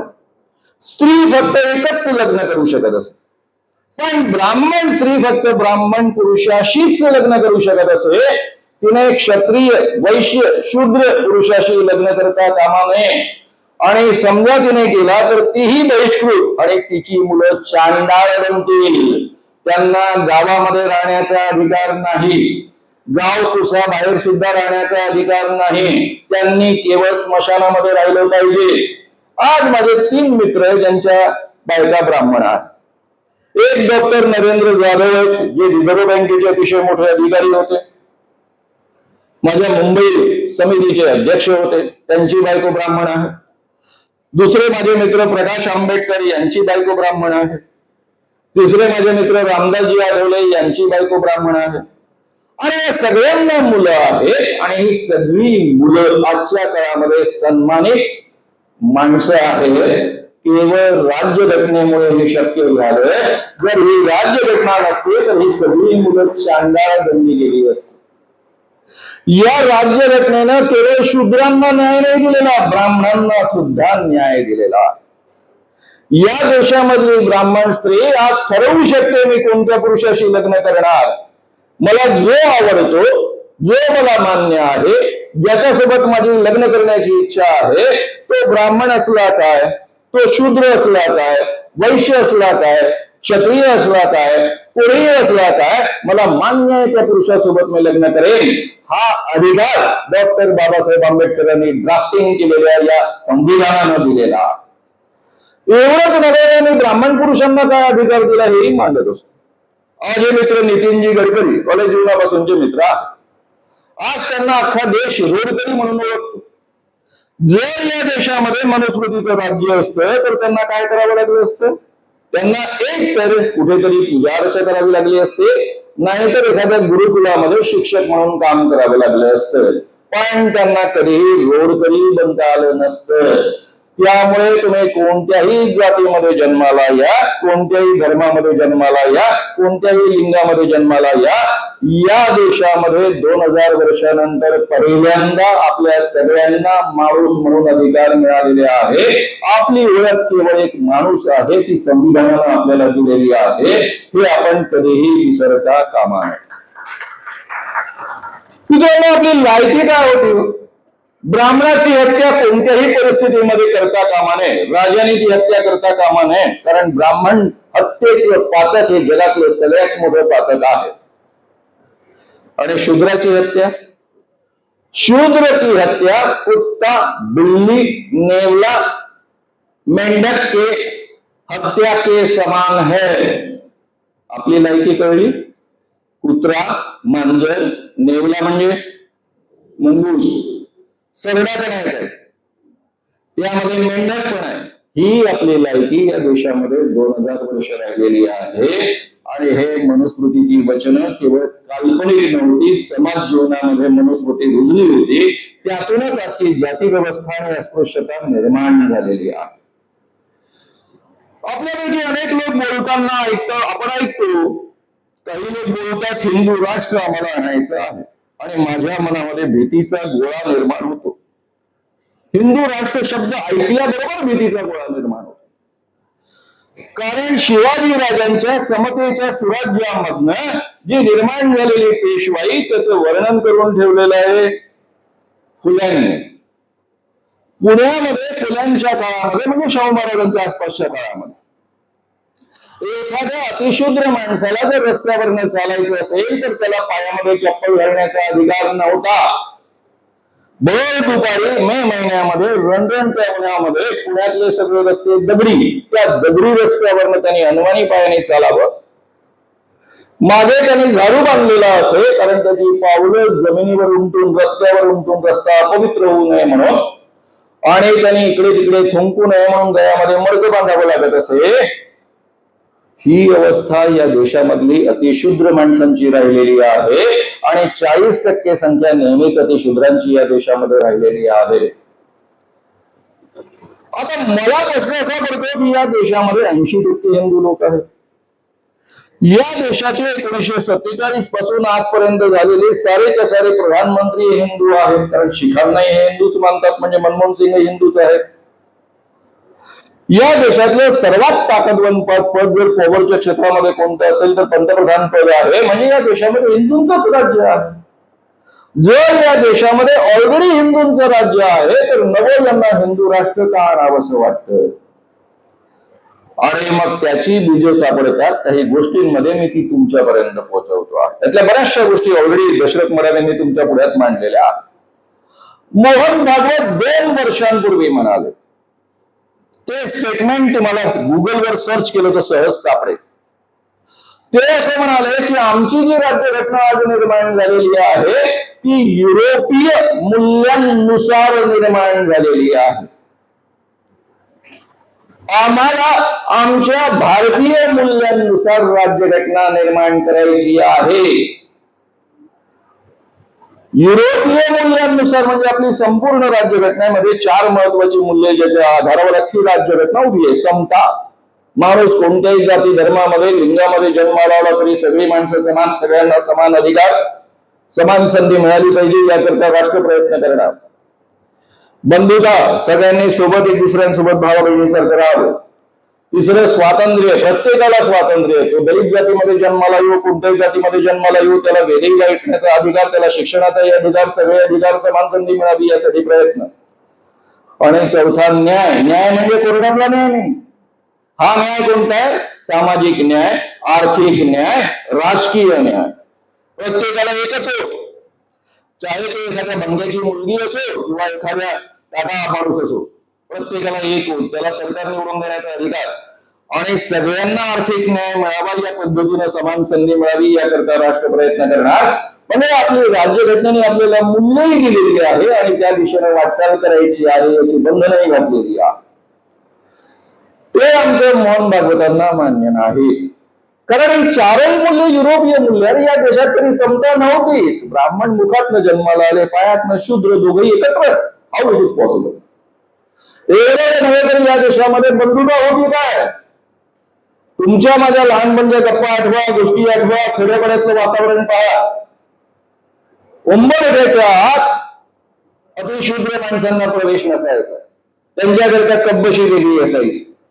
त्या कब्बशीमध्ये चहा टाकला जायचा, पण ती कब्बशी त्यांनी धुवून आणायची, त्यामध्ये चहा टाकल्यानंतर ते प्यायचे, नंतर कब्बशी तशीच ठेवायची. आणि तिथेच बाजूला बसलेली माणसं, त्यांना मात्र घरातली माणसं कब्बशीमध्ये चहा आणून द्यायची आणि स्वतः विसरायची.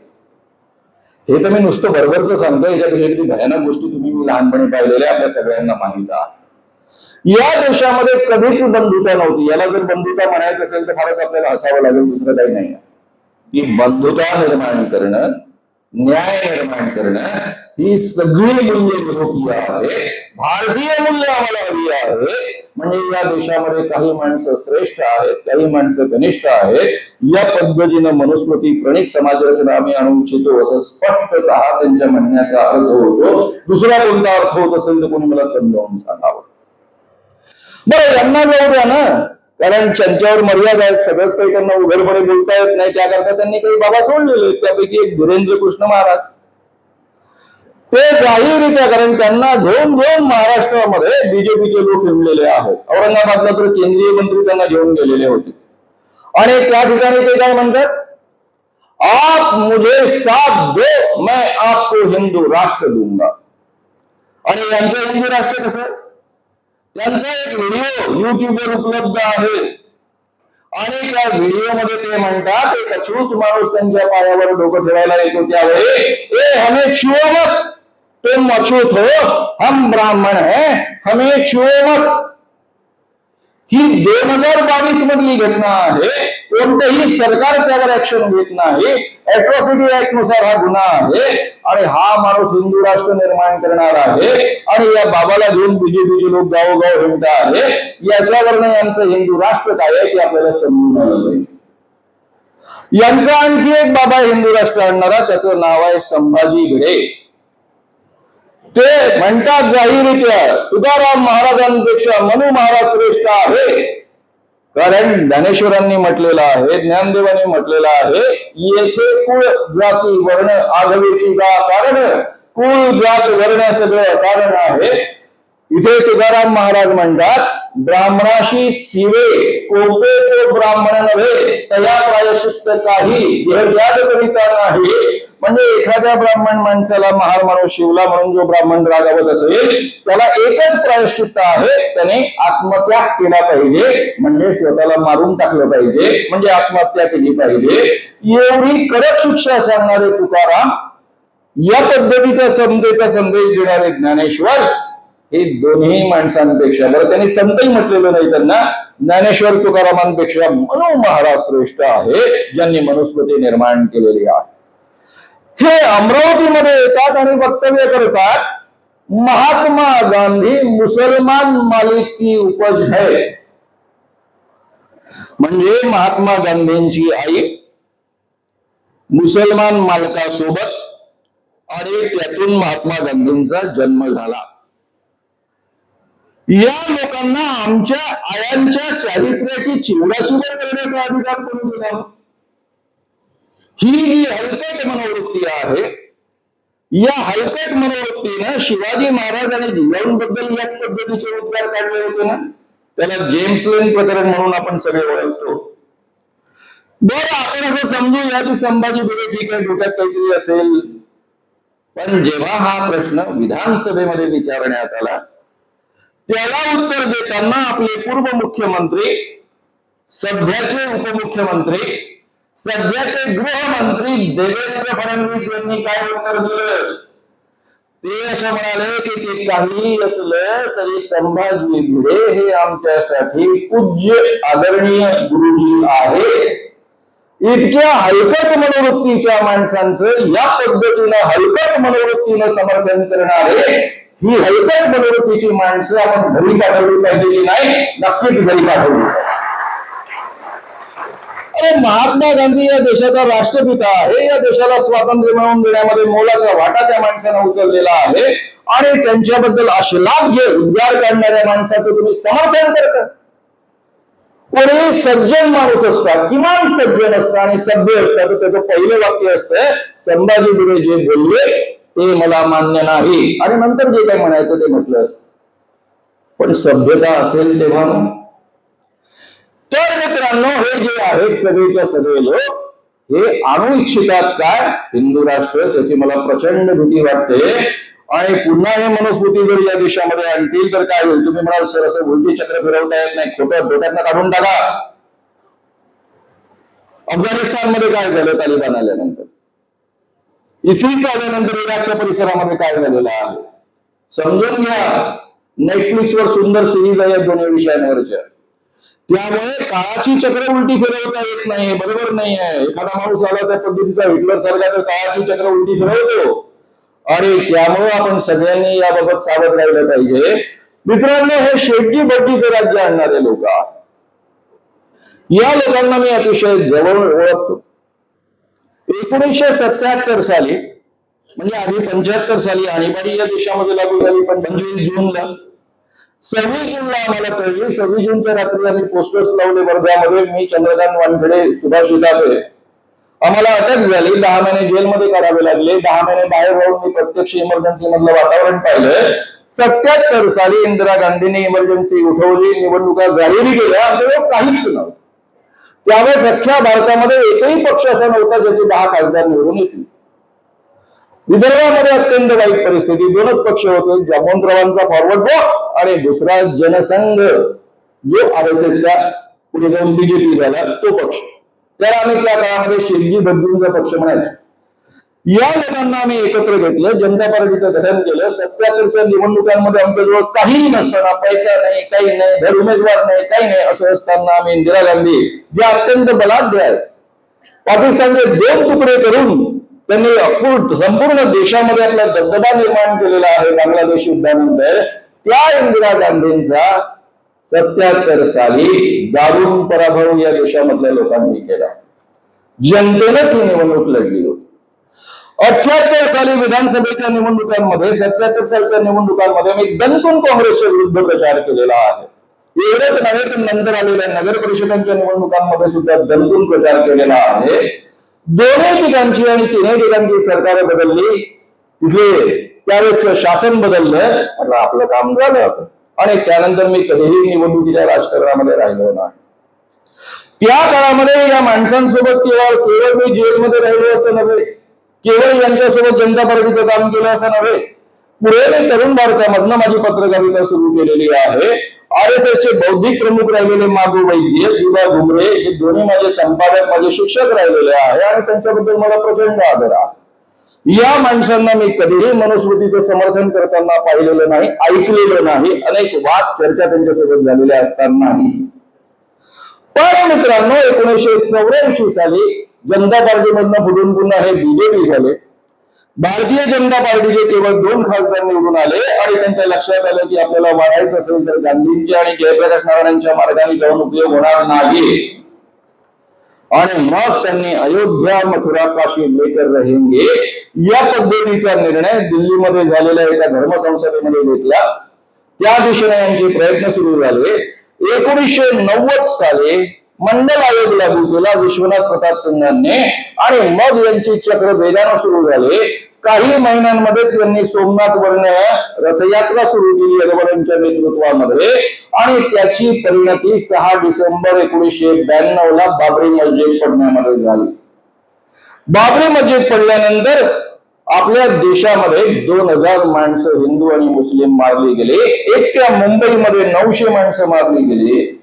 केवळ मुंबईमध्ये एवढीच दंगल झाली असं नव्हे, ही दंगल 50 दिवस सुरू होती, आटोक्यात येत नव्हती. त्यावेळेस केंद्रामध्ये शरद पवार संरक्षण मंत्री होते, त्यांना पुन्हा महाराष्ट्रामध्ये मुख्यमंत्री म्हणून बोलावून आणलं. 50 दिवस मुंबईमध्ये दंगल सुरू आहे. मुख्यमंत्री म्हणून शरद पवार येतात, पूर्ण मंत्रालयामध्ये 72 तास बसतात आणि संपूर्ण दंगल आटोक्यात येते. हे या माणसाचं सामर्थ्य राहिलेलं आहे, ही माणसाची या प्रशासन कौशल्य राहिलेलं आहे. त्यानंतर त्याची प्रतिक्रिया म्हणून सगळे मोठे बॉम्बस्फोट झाले, त्यामध्ये 257 माणसं मारली गेली, 1400 लोक अत्यंत गंभीररित्या जखमी झाले. एवढ्यावर हे प्रकरण थांबलं नाही. त्यानंतर 2001 मध्ये मोदीजी गुजरातचे मुख्यमंत्री झाले. 2002 मध्ये प्रत्यक्ष मोठ्या प्रमाणावर दंगली झाल्या, त्यामध्ये 2000 माणसं पुन्हा मारली गेली. आणि ही जी माणसं मारली गेलेली आहे मित्रांनो, त्या सगळ्या माणसांबद्दल ज्या कोर्ट केसेस झाल्या, त्या कोर्ट केसेस मध्ये अनेक न्यायमूर्तींचे ताशेरे आहे की गव्हर्नमेंटची यंत्रणा या दंगलीमध्ये सामील होते. आणि म्हणून गुजरात मधल्या अनेक केसेस मुंबईमध्ये, महाराष्ट्रामध्ये शिफ्ट करण्यात आलेल्या होत्या. तुम्ही जर यांचा इतिहास पाहिला तर तुमच्या असं लक्षात येईल, प्रेतांच्या ढिगाऱ्यांवरनं चढत यांनी सत्तेचा सोपान गाठलेला आहे. हा यांचा इतिहास आहे, ही आपण कधीही विसरता कामा नये. बरं, यांनी नव्या संसद भवनाचं आता उद्घाटन केलं, त्यावेळेस तुम्ही सगळ्यांनी हे दृश्य टीव्हीवर पाहिलेलं आहे. ही संसद लोकशाही, आमचे पंतप्रधान मंत्री लोकांनी निवडून दिलेले. आणि त्याच्या उद्घाटनाच्या वेळेस त्यांनी स्वतःला सेंगोल अर्पण करून घेतला. सेंगोल प्रतीक कशाचं? चौल वंशाचे जे राजे होते, हे राजे जेव्हा आपल्या चक्रवर्ती सम्राटाच्या एकाच्या ऐवजी दुसऱ्याकडे ती सत्ता सोपवत असत, त्यावेळेस हस्तांतरणाचं प्रतीक म्हणून हा सेंगोल त्याच्या स्वाधीन केला जात असत. प्रत्यक्षामध्ये तो सेंगोल 1947च्या 16 किंवा 17 ऑगस्टला चेन्नईच्या ब्राह्मणांनी पंडित जवाहरलाल नेहरूंना तो दिला. त्यांनी त्याचा समारंभ वगैरे खाजगी भेटीमध्ये लोक भेटायला येतात त्या पद्धतीने आले सेंगोल दिला. पंडित जवाहरलाल नेहरू सज्जन असल्यामुळे त्यांनी तो स्वीकारला, कोपऱ्यामध्ये ठेवून दिला, तो संग्रहालयामध्ये गेला. कारण पंतप्रधानांना मिळणाऱ्या भेटवस्तू या शेवटी राष्ट्राच्या मालकीच्या असतात. त्यांनी त्याला काहीही महत्व दिलं नाही, कारण त्यांना माहित होतं आपण जनतेचे सेवक आहोत, आपण पंतप्रधान असलो तरी देशाचे राजे नाही. पण आमच्या मोदींच्या मनामध्ये वेगळ्याच गोष्टी असतात. एक तर काय आहे ते बायोलॉजिकल नाहीये, त्यांनी स्वतःच म्हणून ठेवलेला. त्यांनी काय म्हटलं की जोपर्यंत माझी आई जिवंत होती त्यावेळेस मला असं वाटायचं की बायोलॉजिकल मी आहे, म्हणजे याचा अर्थ आईच्या पोटातनं माझा जन्म झालेला. पण त्यानंतर मला असं वाटायला लागलं की मी बायोलॉजिकल नाही होऊ, म्हणजे डायरेक्टली आकाशात टपकून आईच्या पोटात ते जन्माला आले नाही असं त्यांनीच म्हटलं. त्यामुळे आपल्याला काही ऑब्जेक्शन द्यायला जागा नाही. त्यामुळे त्यांना काय डोक्यात वाटेल सांगतात ते विसरून गेले की आपण आपल्या देशाला लोकांनी निवडून दिलेले पंतप्रधान आहोत. आणि त्यांनी संसदेचे उद्घाटन करत असताना ब्राह्मणी मंत्रोच्चारांमध्ये, वेदोक्त मंत्रोच्चारांमध्ये स्वतःला तो सेंगोल अर्पण करून घेतला. अडचण येऊ नये म्हणून राष्ट्रपतींना येऊच दिले नाही, कारण त्या आल्या असं त्यांना उच्चासनावर बसवावं लागलं असतं. आणि स्वतःला अनभिषिक्त सम्राट भारताचा घोषित करून टाकला. पण लोकांनी त्यांना खाली उतरवलं, वर नाही चढवलं. हा पाठवेगा. तर हे जे आहे ते शेठजी भटजींचं राज्य आहे. तुम्हाला सर शेठजीचं पटलं, पण भटजीचं काय? गेल्या 10 वर्षामध्ये यांचे मित्र अडाणी यांच्या संपत्तीचं काय झालं? 2013-14 मध्ये अडाणींची संपत्ती होती $7.1 अरब. आपण असं समजू $8 अरब होती. केवळ 8 वर्षामध्ये 2022 मध्ये ही संपत्ती झालेली आहे $268 अरब. 8 वरून 268 एवढ्या वेगानं आजपर्यंत जगात कोणाची संपत्ती वाढली नाही. दारिद्र्य देशामध्ये प्रचंड वाढलंय, म्हणूनच 80% लोकांना धान्य पुरवावं लागतं. या देशामधल्या 50% लोकांकडे केवळ 3% संपत्ती आहे. आणि या देशातल्या 1% लोकांकडे या देशामधली 40% संपत्ती आहे. 3% संपत्ती निम्मे लोकांकडे आणि 40% संपत्ती 1% लोकांकडे. आणि त्यातलाही मेजॉरिटी वाटा केवळ 22 कॉर्पोरेट्सकडे. हे श्रीमंतांचं शेठजींचं राज्य आहे, भटजींचं राज्य आहे. देशामधलं दारिद्र्य एका बाजूने प्रचंड वाढत आहे. तुम्ही म्हणाल सर हे केंद्रामध्ये घडलं, आपल्या महाराष्ट्रामध्ये काय झालं? अरे महाराष्ट्रातलं सरकार जे काही असेल त्याबद्दल आपण बोलूच थोड्या वेळा, पण हे सरकार तर महाराष्ट्राचं भलं करणारं सरकार पाहिजे ना. हे महाराष्ट्राचं सरकार असताना किती कंपन्या बाहेर गेल्या.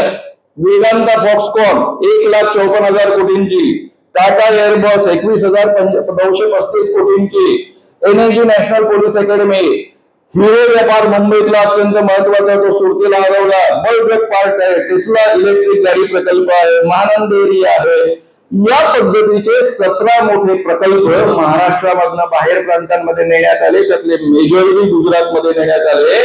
आणि आमचे 3 मुख्यमंत्री आणि उपमुख्यमंत्री छानपैकी त्याला हात लावत ढकलत ते प्रकल्प त्यांनी पाठवून दिले. ते कोणाची नोकरी करतात? महाराष्ट्रातल्या जनतेची करतात की फक्त शहा मोदींची करतात? हेही जर आपण लक्षात घेतलं पाहिजे. मित्रांनो, हे शिंदे फडणवीस जे सरकार आहे ते केवळ आपल्या मालकापुढे गोंडा घोळण्याचं काम करतात. महाराष्ट्रातल्या जनतेचा विचार करत नाही, महाराष्ट्रातल्या जनतेच्या हिताचा विचार करत नाही. हे सरकार आलं कसं? तुम्हाला सगळ्यांना माहीत असलं तरी तुम्हाला क्रम तो आठवून देतो. 21 जून 2022 ला रात्रीच्या वेळी हे लोक पोबारा झाले मुंबईतनं सुरतेला. सुरतेवरनं उडाले डायरेक्ट गुवाहाटीला, गुवाहाटीवरनं उडाले पुन्हा मग गोव्यामध्ये. आणि 3 जून 1922 ला एकनाथ शिंदे यांनी महाराष्ट्राच्या मुख्यमंत्री पदाची शपथ घेतली. हा सगळा घटनाक्रम तुम्हा सगळ्यांना आठवतो आहे. हे मंत्रिमंडळ जे गठीत झालं एकनाथ शिंदेचं, त्यानंतर माझे जुने एक सहकारी मित्र जे चळवळीमध्ये माझे नेहमी सोबत राहिलेले आहेत ते भेटले. ते जुन्या मंत्रिमंडळामध्ये मंत्री होते. त्यांचं माझं बोलणं होत असताना मी केवळ तिघच जण होतो. माझा एक सहकारी ते आणि त्यांचं कोणी दुसरं नसल्यामुळे त्यांनी मनापासून मला काही गोष्टी सांगितल्या. ते म्हणाले, सर आपल्या देशात आता काही लोकशाही उरलेली नाही, हुकुमशाही निर्माण झालेली आहे. काय झालं, मी गेलो होतो ना सुरत, गुवाहाटी. गुवाहाटीला गेल्यावर आमच्या सगळ्यांचे मोबाईल काढून घेतले. आमच्यावर रात्रंदिवस पहारे गुवाहाटी पोलिसांचे, जागेवर हालायचं नाही, इकडे जायचं नाही, तिकडे जायचं नाही, कोणाशी बोलायचं नाही. आणि रोज टेलिकॉन्फरन्सिंग वरनं दिल्लीवरनं लोक आमच्याशी बोलायचे. ते सांगायचे आपलं आता सरकार गठीत होणार आहे आणि आपलं सरकार गठीत झाल्यानंतर ते 2.5 वर्ष चालणार आहे, निवडणुका येईपर्यंत चालणार आहे. पण असं कसं चालेल? डिरेक्शन लॉ आहे ना, पक्षांतरबंदी कायदा. एकाच वेळेस थोडे 40 लोक गेले होते, पहिले 16 गेले, नंतर काही गेले, नंतर काही गेले. तो कायदा लागू होईल ना. सर आम्हाला सांगण्यात आलं काही होणार नाही, कोर्ट ऍडजस्टेड आहे. सांगण्यात आलं कोर्ट ऍडजस्टेड आहे. हायकोर्टाचा निर्णय तसा झाला, सुप्रीम कोर्टाचा निर्णय. सगळ्यांना खात्री आपले सीबीआय अतिशय निष्पृह आहे, अतिशय घटनेची बूज राखणारे आहेत, वगैरे वगैरे वगैरे. मी आधीपासून सांगायचो की त्यांचा निर्णय असाच येईल की सरकार 2.5 वर्ष चालेल. माझ्यावर विश्वास ठेवायला कोणी तयार नाही. माझे मित्र बाळ सरोदे यांचा मुलगा असून सरोदे मोठे ऍडव्होकेट आहेत. ते जाहीररित्या म्हणायचे, मला पण म्हणाले की नाही सर, ते सीबीआय इतके चांगले आहे, तसा निर्णय येईल की सरकार बरखास्त होईल. म्हटलं बिलकुल होणार नाही, सरकार 2.5 वर्ष चालेल. हॉर्सेस माउथ मी ऐकलेला आहे. आणि निर्णय तसा झाला. काय निर्णय आहे? सुंदर निर्णय आहे. राज्यपालांनी एकनाथ शिंदेना बोलून मुख्यमंत्री पदाची शपथ दिली. हे अवैध, घटनाबाह्य, इल्लीगल. त्यांनी प्रताप नेमला ते इल्लीगल, म्हणजे अध्यक्षाची निवड इल्लीगल. हे आलेलं सरकार इल्लीगल, घटनाबाह्य, आणि तरी घटनाबाह्य सरकार 2.5 वर्ष चालू आहे. त्यावर ते आर्ग्युमेंट त्यांनी काय केलं की तिकडे उद्धव ठाकरेंनी राजीनामा दिला नसता तर आम्ही वेगळा विचार केला असता. अरे उद्धव ठाकरेंनी राजीनामा दिला, ठीक आहे, नका देऊ त्यांना पुन्हा सरकार. पण हे सरकार जर इल्लीगल आहे, अवैध आहे, घटनाबाह्य आहे, ते सरकार बरखास्त करा आणि सगळं आता इथे पुन्हा निवडणुका घ्या. जनता ठरवेल ना महाराष्ट्राची कोणाला निवडून द्यायचं आणि कोणाला नाही द्यायचं, कोण गद्दार आहे आणि कोण प्रामाणिक आहे. पण असा निर्णय नाही आला. निर्णय कसा आला? Operation 100% successful but patient died. सरकार चालू, अवैध सरकार चालू. सुप्रीम कोर्ट म्हणतो सगळं अवैध, तरी सरकार 2.5 वर्ष चालू. सगळे वरून खालपर्यंत ऍडजस्टेड आहे. प्रशांत भूषण नावाचे वकील जाहीररित्या बोलतात, युट्यूबवर ते उपलब्ध आहे. ते म्हणतात सगळेच्या सगळे हायकोर्ट जजेस, सुप्रीम कोर्ट जजेस यांचे डोझियर्स म्हणजे फाईल्स तयार आहेत, ते त्यांना दाखवले जातात. त्यांना सरळ सरळ सांगितलं जातं की आम्हाला हवाय त्या पद्धतीनं निकाल द्या, नाही तर ईडी मध्ये तुम्हाला जेलमध्ये जावं लागेल. समजा एखादा न्यायमूर्ती अतिशय शुद्ध आहे, त्याच्या ईडीत काही होण्याची शक्यता नाहीये, त्याचा मुलगा, त्याचा जावई, त्याच्या बहिणीचा नवरा असं कोणीतरी जवळचं शोधलं जातं आणि तो दबाव आणला जातो. ही या देशामधली आजची वस्तुस्थिती आहे. आपली लोकशाही या महाराष्ट्र सरकारनं आणि महाराष्ट्रातच नव्हे तर देशात कुठे आणून ठेवलेली आहे, हे आपल्या लक्षात यावं. मित्रांनो, ईडीचा वापर कसा होतो? आमचे मित्र संजय राऊत, पत्रकार मित्र, 25 लाख रुपये एका जवळचे मित्र नातेवाईकाकडनं घेतले, कायद्याने घेतले, म्हणजे लिगली घेतले, बँकेच्या चेकने घेतले, काही महिन्यानंतर चेकने परत केले. आता मित्राकडनं उधार घेणं हा कायद्याने कसा काय गुन्हा असू शकतो?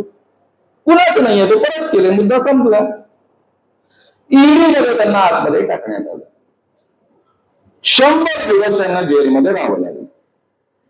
न्यायमूर्ती अतिशय कठोर होत्या. त्यांनी शेरा मारला की काहीच पुरावा नसताना कसं आतमध्ये ठेवलं, म्हणून त्यांना 100 दिवसामध्ये जमानत मिळाली. आमचे दुसरे मित्र अनिल देशमुख, माजी गृहमंत्री, ते आणि मी एका कार्यक्रमामध्ये ते सुटून आल्यानंतर होतो, तेव्हा मी त्यांचं जाहीर अभिनंदन केलं की म्हटलं तुमचं जाहीररित्या तुमच्या मर्दपणाला सलाम. तुम्ही ईडीला घाबरला नाही, बीजेपीच्या दबाव तंत्रापुढे झुकला नाहीत, बीजेपी मध्ये सामील झाला नाहीत, तुम्ही शरद पवारांना आणि राष्ट्रवादीला सोडलं नाही, जेलमध्ये जाणं पत्करलं, 14 महिने जेलमध्ये राहिला, या तुमच्या मर्दपणाला माझा सलाम. कारण जेल काय असतं मला माहिती आहे, मी 10 महिने ऑलरेडी जेलमध्ये काढलेले आहे. आता मला एवढंच माहिती होतं, मी तेवढंच बोललो. 2 दिवसानंतर त्यांची माझी भेट झाली. आणि जेव्हा मी ऐकलं तेव्हा आतून बाहेरून हादरून गेलो. मी विश्वासच ठेवू शकत नव्हतो की महाराष्ट्रामध्ये असं घडू शकतं. ते महाराष्ट्राचे गृहमंत्री असताना त्यांच्याकडे देवेंद्र फडणवीसांचा एक माणूस आला.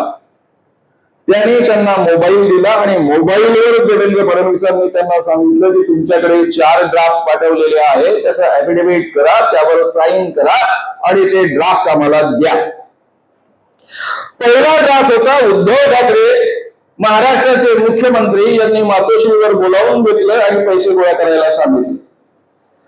दुसरा ड्राफ्ट मधला मजकूर होता उद्धव ठाकरेंचे चिरंजीव आदित्य ठाकरे जे कॅबिनेट मंत्री होते मागच्या गव्हर्नमेंटमध्ये, म्हणजे त्यावेळेस कॅबिनेट मंत्री होते. ते कॅबिनेट मंत्री असताना हे ऍफिडेव्हिट लिहून मागितलं की आदित्य ठाकरे यांनी दिशा सॅलियन नावाच्या मुलीवर बलात्कार करण्याचा प्रयत्न केला आणि तिला ढकलून देऊन तिचा खून केला. नव्या कायद्यानुसार बलात्काराचा प्रयत्न करणं एक्सेल बलात्कार केला असा होतो.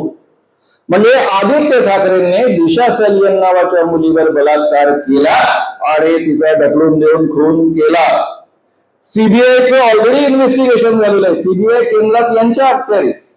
सीबीआयचं इन्व्हेस्टिगेशन काय सांगतं की दिशा सॅलियनचा मृत्यू हा अपघात आहे, तिने आत्महत्याही केलेली नाही आणि तिचा खूनही झालेला नाही. हा निर्णय ऑलरेडी आलेला होता. त्यानंतर हे ऍफिडेव्हिट लिहून मागतायत. तिसरं ऍफिडेव्हिट अनिल परब यांचे काही अवैध धंदे आहेत.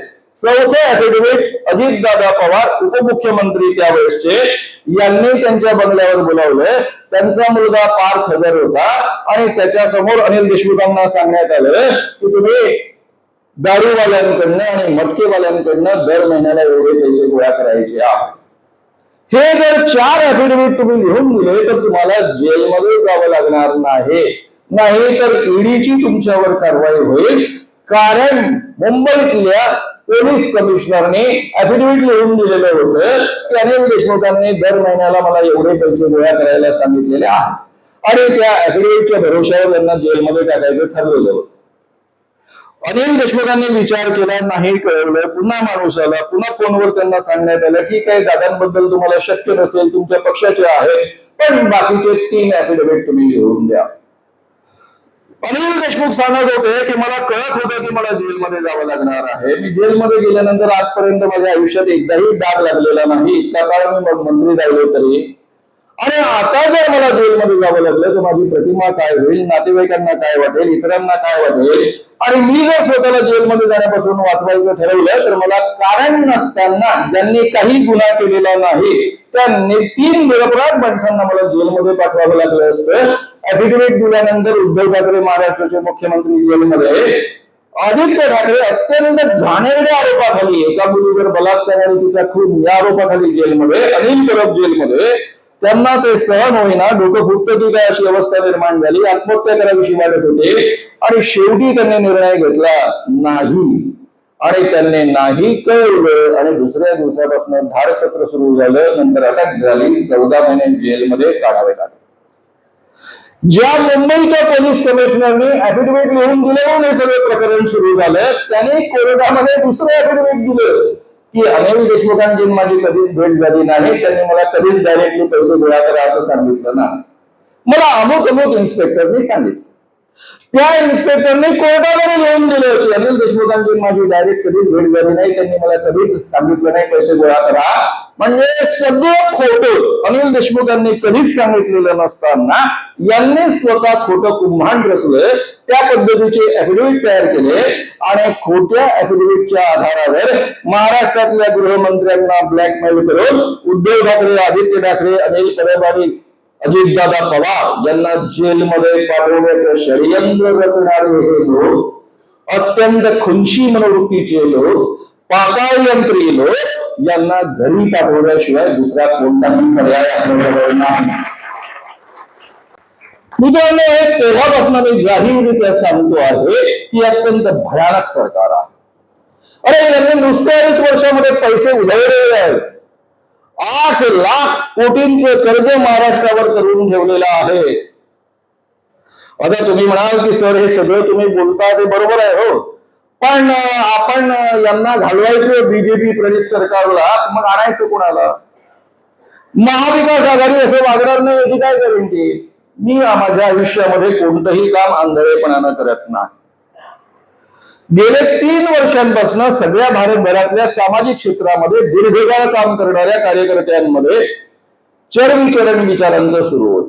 सगळे अस्वस्थ होते, कारण या देशामधली लोकशाही आणि राज्यघटना धोक्यात आलेली असं सगळ्यांना प्रामाणिकपणे वाटत होतं.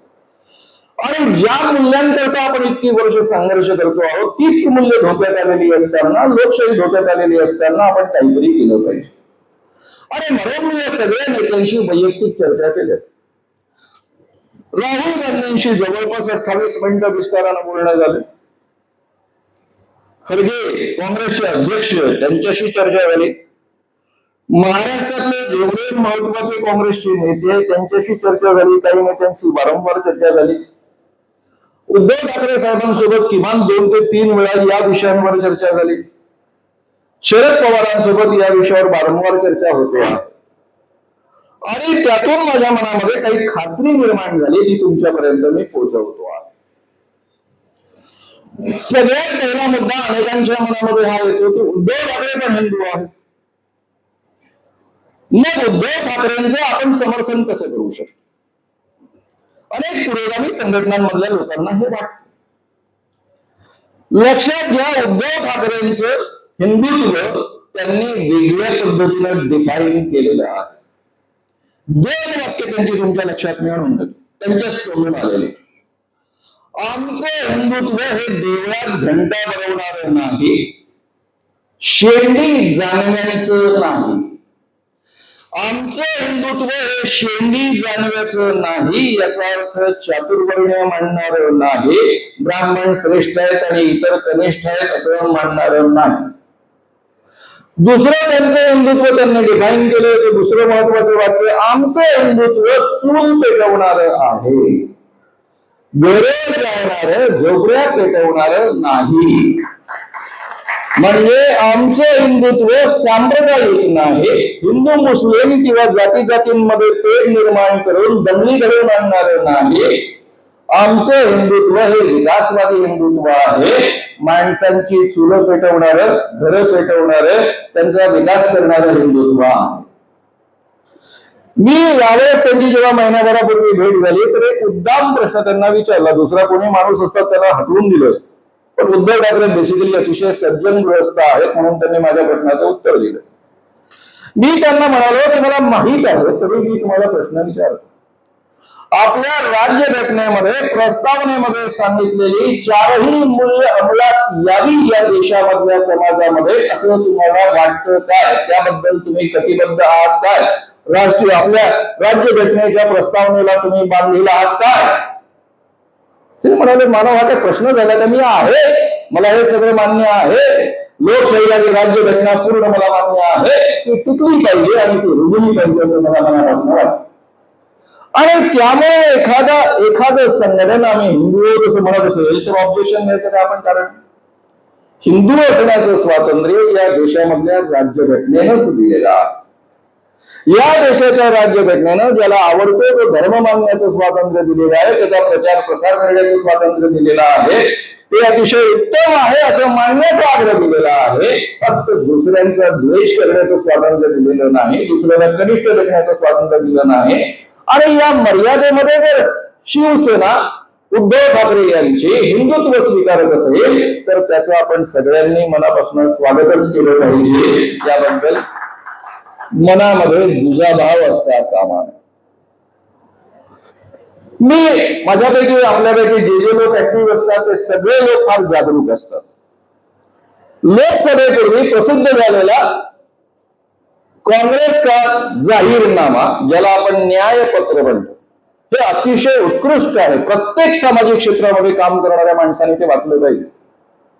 नेहरूंनंतर या पद्धतीची मांडणी पहिल्यांदा काँग्रेसच्या माध्यमातून होते आहे.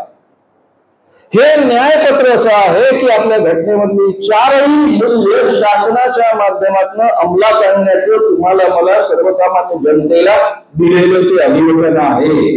त्यामुळे राहुल गांधींच्या नेतृत्वाखाली, मी बोलतोय शब्द मुद्दाम वापरतोय, राहुल गांधींच्या नेतृत्वाखाली काँग्रेस विषयी तर आपल्या मनामध्ये शंका असण्याचं काही कारणच नाही. शरद पवार या सगळ्या गोष्टींबद्दल बांधील आहे, आपल्या सगळ्यांना माहित आहे. त्यांनी ती किंमत महाराष्ट्रामध्ये मोजलेली आहे. आपण विसरता कामा नये. मराठवाडा विद्यापीठाला डॉक्टर बाबासाहेब मराठवाडा विद्यापीठ नाव देण्याकरता त्यांनी मुख्यमंत्री पद गमावलेलं आहे. ते या देशामधल्या आणि प्रामुख्याने महाराष्ट्रामधल्या मराठ्यांचे नेता मानले जायचे आणि संपूर्ण मराठवाडा आंदोलन बाबासाहेबांच्या बद्दल जे झालं, ज्याला आपण नामांतर आंदोलन म्हणतो, ते दलित वर्सेस मराठा असं झालेलं आहे. आणि त्या पार्श्वभूमीवर त्यांनी हे नाव दिलं. ते मराठी जे नाराज झाले ते अजून जागेवर आलेले नाहीये. एवढी मोठी किंमत त्यांनी ऑलरेडी विचारांकरता मोजलेली आहे, हेही आपण कधीही विसरता कामा नये. त्यामुळे मित्रांनो, या तीन लोकांबद्दल आपल्याला अतिशय खात्री देता येते, कारण हे लोक घटना पुन्हा रिस्टोर करण्यासाठी बांधील आहेत. ही मूल्य रुजवण्याकरता बांधील आहेत, त्या दिशेने वाटचाल करण्याकरता बांधील आहेत. माझ्या दृष्टीने अत्यंत महत्वाचा भाग म्हणजे शेतकऱ्यांची समस्या. शेतकऱ्यांच्या समस्येबद्दल एकच उपाय असू शकतो. माझा या विषयाचा सखोल अभ्यास आहे. श्याम मानव नावाचं युट्यूब चॅनल आहे, त्या चॅनल मध्ये जर तुम्ही गेलात तर यावर विस्तारानं मांडणी दिलेली असलेली तुम्हाला आढळेल. एकच उपाय आहे, तुम्ही कर्ज माफ करा, काही करा, खतांच्या किमती कमी करा, आणखी काय इलेक्ट्रिक फुकटात द्या, त्याने काही फरक पडणार नाही. एकच उपाय आहे की शेती उत्पादित मालाला स्वामीनाथन आयोगानुसार MSP जाहीर करा आणि त्याचा कायदा करा. आणि हे अभिवचन आपल्याला इंडिया आघाडीनं दिलेलं आहे. राहुल गांधींचा अर्थशास्त्राचा अतिशय उत्तम अभ्यास आहे. ते केवळ अर्थशास्त्राचे पोस्ट ग्रॅज्युएट आहेत असं नाहीये, त्यांचा अभ्यासही उत्तम आहे.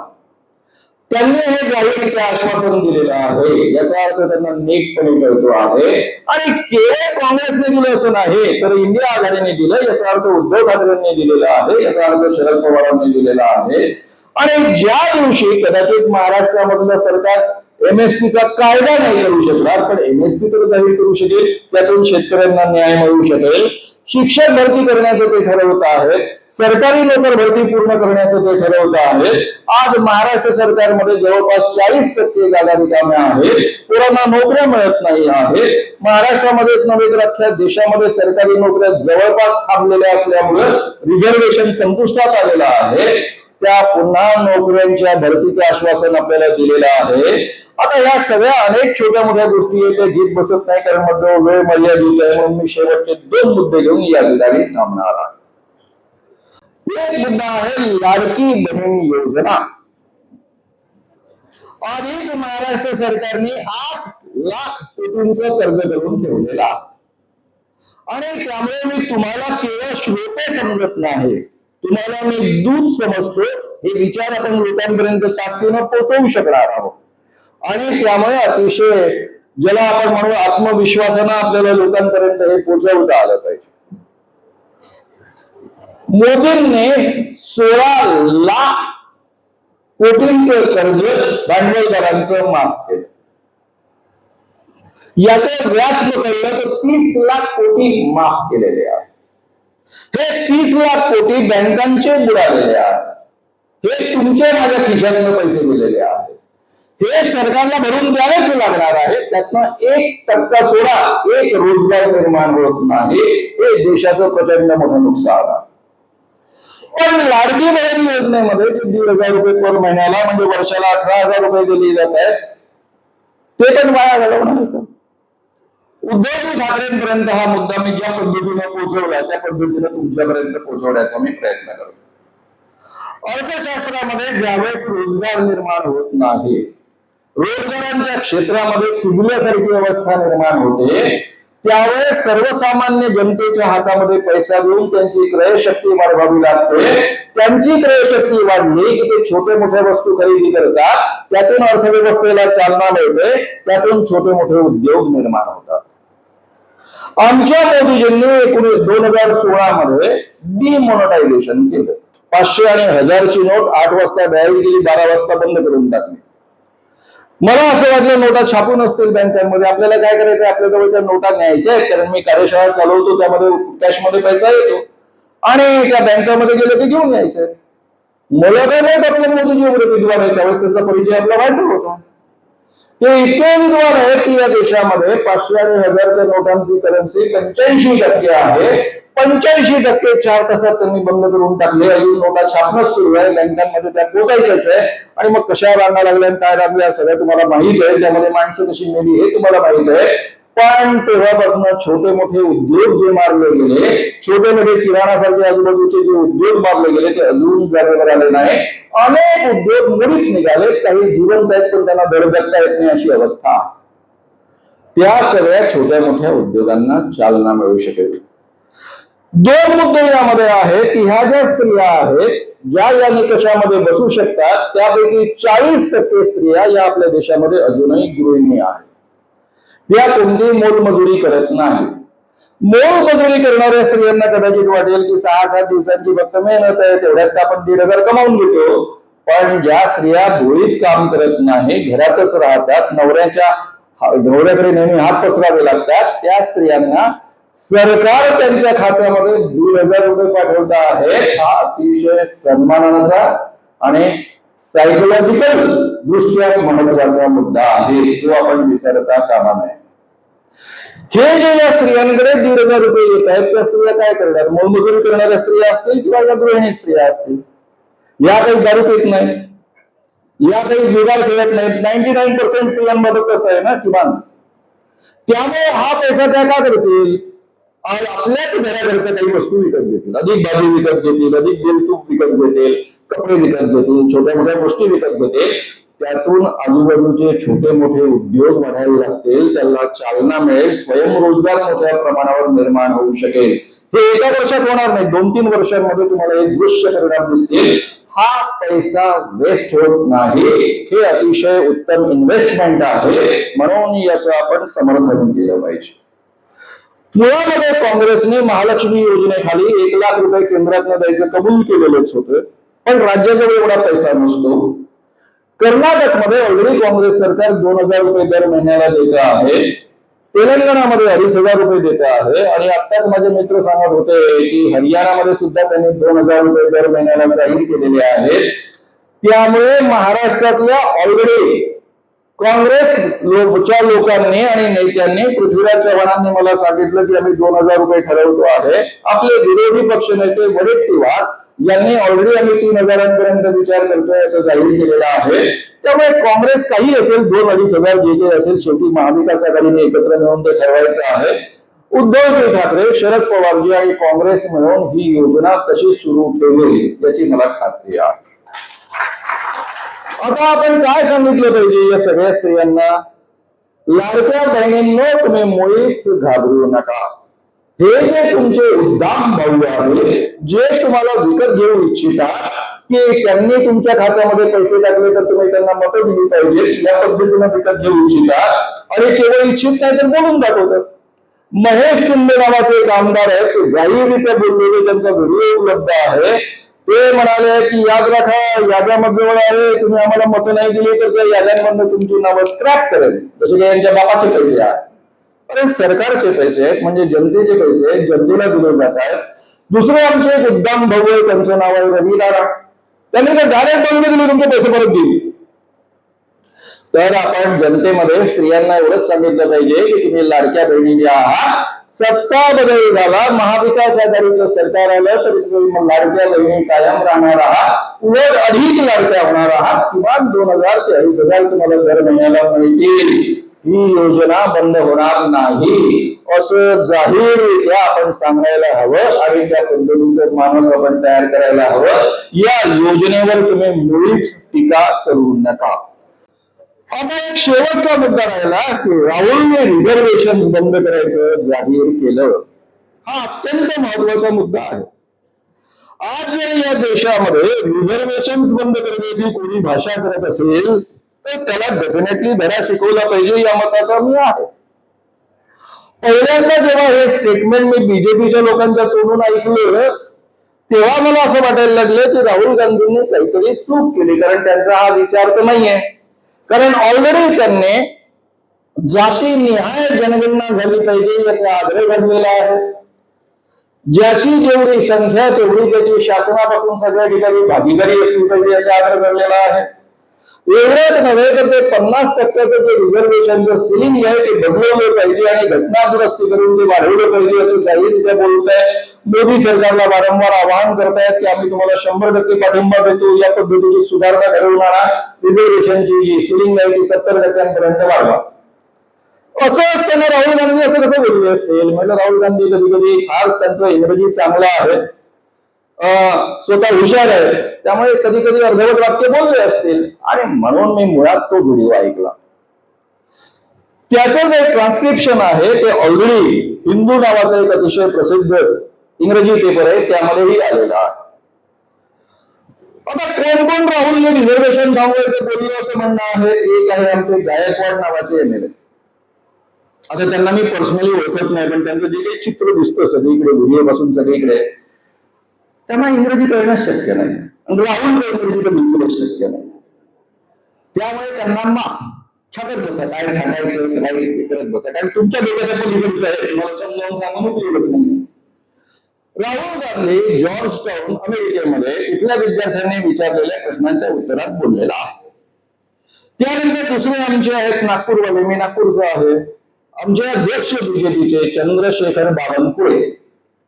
आता बीजेपीचे अध्यक्ष आहे, त्यांनी रिझर्वेशन बंद करायचं म्हटलं, मग असं केलं पाहिजे तसं केलं पाहिजे, त्या पद्धतीचं टीका करणं चालू आहे सगळं. म्हणून मी यांचं एज्युकेशन शोधलं. पण या माणसाला इंग्रजी कळलं नाही तर काय बाबा एज्युकेशन करायचं? विकिपीडियामध्ये दिसलं की यांनी सायन्स ग्रॅज्युएट करण्याचा प्रयत्न केला होता आणि पहिलं वर्ष त्यांनी केलेला. आता माझ्या काळामध्ये त्याला बीएससी पार्ट 1 म्हणायचे, या माणसाने कदाचित बीएससी पार्ट 1 करण्याचा प्रयत्न केला असावा. बरं, पास झाले की नापास झाले लिहिलेलं नाहीये. आता हे इंग्रजीला शिकावं लागतं सायन्स, पण त्यांना इंग्रजी बऱ्यापैकी आलं असतं तर पुढे शिकले असते ना, बीएससी झाले असते, एमएससी झाले असते. पास 1 वर थांबले याचा अर्थ ठीक आहे, तुम्हाला इंग्रजी कळणं शक्य नाही, तुमच्या डोक्याच्या पलीकडची ही गोष्ट आहे म्हणून तुम्हालाही माफ. चंद्रशेखर बावनकुळेंनाही माफ. तिसरे आमचे मित्र त्यांचं नाव आहे डॉक्टर अनिल बोंडे, अमरावतीचे खासदार सध्याचे. ते म्हणाले की गायकवाड म्हणतायत त्यांची जीभ छाटा, मी म्हणतो राहुल गांधींची जीभ जाळा. त्यात त्यांनी ज्ञानेश महाराजांनी माझी जीभ जाळण्याचं आवाहन करून टाकलं. आता राहुल गांधीची जीभ काय जाळा? कारण राहुल गांधींनी रिझर्वेशनला विरोध केला आहे. अनिल बोंडेंच्या डिग्र्या काढायचा मी प्रयत्न केला, खरं म्हणजे मी त्यांना ओळखतो, माझ्या डॉक्टरच्या ग्रुप मधले आहेत ते अमरावतीच्या, मला माहित होतं ते एमडी आहेत, तरी डाऊट वाटला. म्हणून मी विचारला फोन करून डॉक्टर मित्रांना, म्हटलं कोणते एमडी आहे, आयुर्वेद नाही, आयुर्वेद कमी दर्जाचं असतं असं मला मुळीच म्हणायचं नाही, पण इंग्रजी कसं असू शकतं आयुर्वेदवाल्यांचं? ते म्हणाले नाही, एमबीबीएस नंतर त्यांनी एमडी केलेला. म्हणजे हे एमबीबीएस इंग्रजीत शिकले, एमडी पर्यंत इंग्रजी शिकले आणि तरी त्यांना साधं इंग्रजी कळत नाही. याचा अर्थ यांचं एमबीबीएस आणि एमडी खरं आहे का? कारण यांच्या नेत्याच्या डिग्र्या कशाच आहेत? नेते म्हणजे सर्वोच्च, छोटे मोठे नाही, एकदम सर्वोच्च. त्यांच्या डिग्र्यांचा पत्ताच नाही. त्या डिग्र्या इतक्या अद्भुत आहे की त्यांच्या डिग्री सोबत शिकणारा एकही सहपाठी उपलब्ध नाही त्याला. मी अनेक प्रकारच्या डिग्र्या जॉईन केल्या, मला गावोगाव लोक भेटतात, सर मी तुमच्यासोबत या वर्गात होतो, तुमच्यासोबत या वर्गात होतो, तुमच्यासोबत या वर्गात, आणि यांचा एकही स्वार्थ नाही. त्यांच्या नेत्यांच्याच डिग्र्या जरा तपासण्यासारख्या आहेत, यांच्या सारे. मी हे का बोलतोय त्याला समजून घ्या. राहुल गांधींनी उत्तर देताना काय म्हणाले, आधी इंग्रजीत मी तुमच्या पुढ्यामध्ये पोहोचवतो. We should think of scrapping reservations. We should think of scrapping reservations only when India becomes a fair place. ज्यावेळेस भारत फेअर प्लेस बनेल त्याच वेळेस आपण खऱ्या अर्थानं रिझर्वेशन थांबवण्याचा विचार करू शकतो. आणि पुढचं वाक्य आहे, and India is not a fair place now. पण सध्या भारत हा फेअर प्लेस झालेला नाही. आता मला या लोकांची अडचण समजून येते. मी इंग्रजी साहित्याचा विद्यार्थी आहे, इंग्रजीचा प्राध्यापक राहिलेलो आहे. फेअर प्लेस हा अपवादात्मक वाक्यप्रयोग आहे. राहुल गांधींचं इंग्रजी अतिशय उत्तम असल्यामुळे आणि ते इंग्रजीत अमेरिकेतल्या पोरांशी बोलत असल्यामुळे या पद्धतीचा शब्द त्यांनी वापरला. आता तो या लोकांना कळणं शक्य नाही. फेअर प्लेस याचा अर्थ काय होतो? तुमच्याजवळ मोबाईल आहे, थोड्या वेळानं तुम्ही पाहून घ्या. कॉलिंग डिक्शनरीमध्ये, वेस्टर्न डिक्शनरीमध्ये म्हटलेलं आहे, विदाउट डिस्क्रिमिनेशन, भेद न करता अशी अवस्था जी असेल त्याला फेअर प्लेस अवस्था असं म्हणतात. ऑक्सफर्ड मध्ये म्हटलेलं आहे समान संधी. म्हणजे जेव्हा भारतामध्ये आपसामध्ये भेद राहणार नाही, सगळ्यांना समान संधी मिळेल, त्याच वेळेस रिझर्वेशन बंद करता येतील. अजून भारतामध्ये समान संधीची अवस्था निर्माण झालेली नाही, भारत फेअर प्लेस झालेला नाही, म्हणून आपल्याला रिझर्वेशन बंद करता येत नाही असं स्पष्टता राहुल गांधी बोललेले आहे.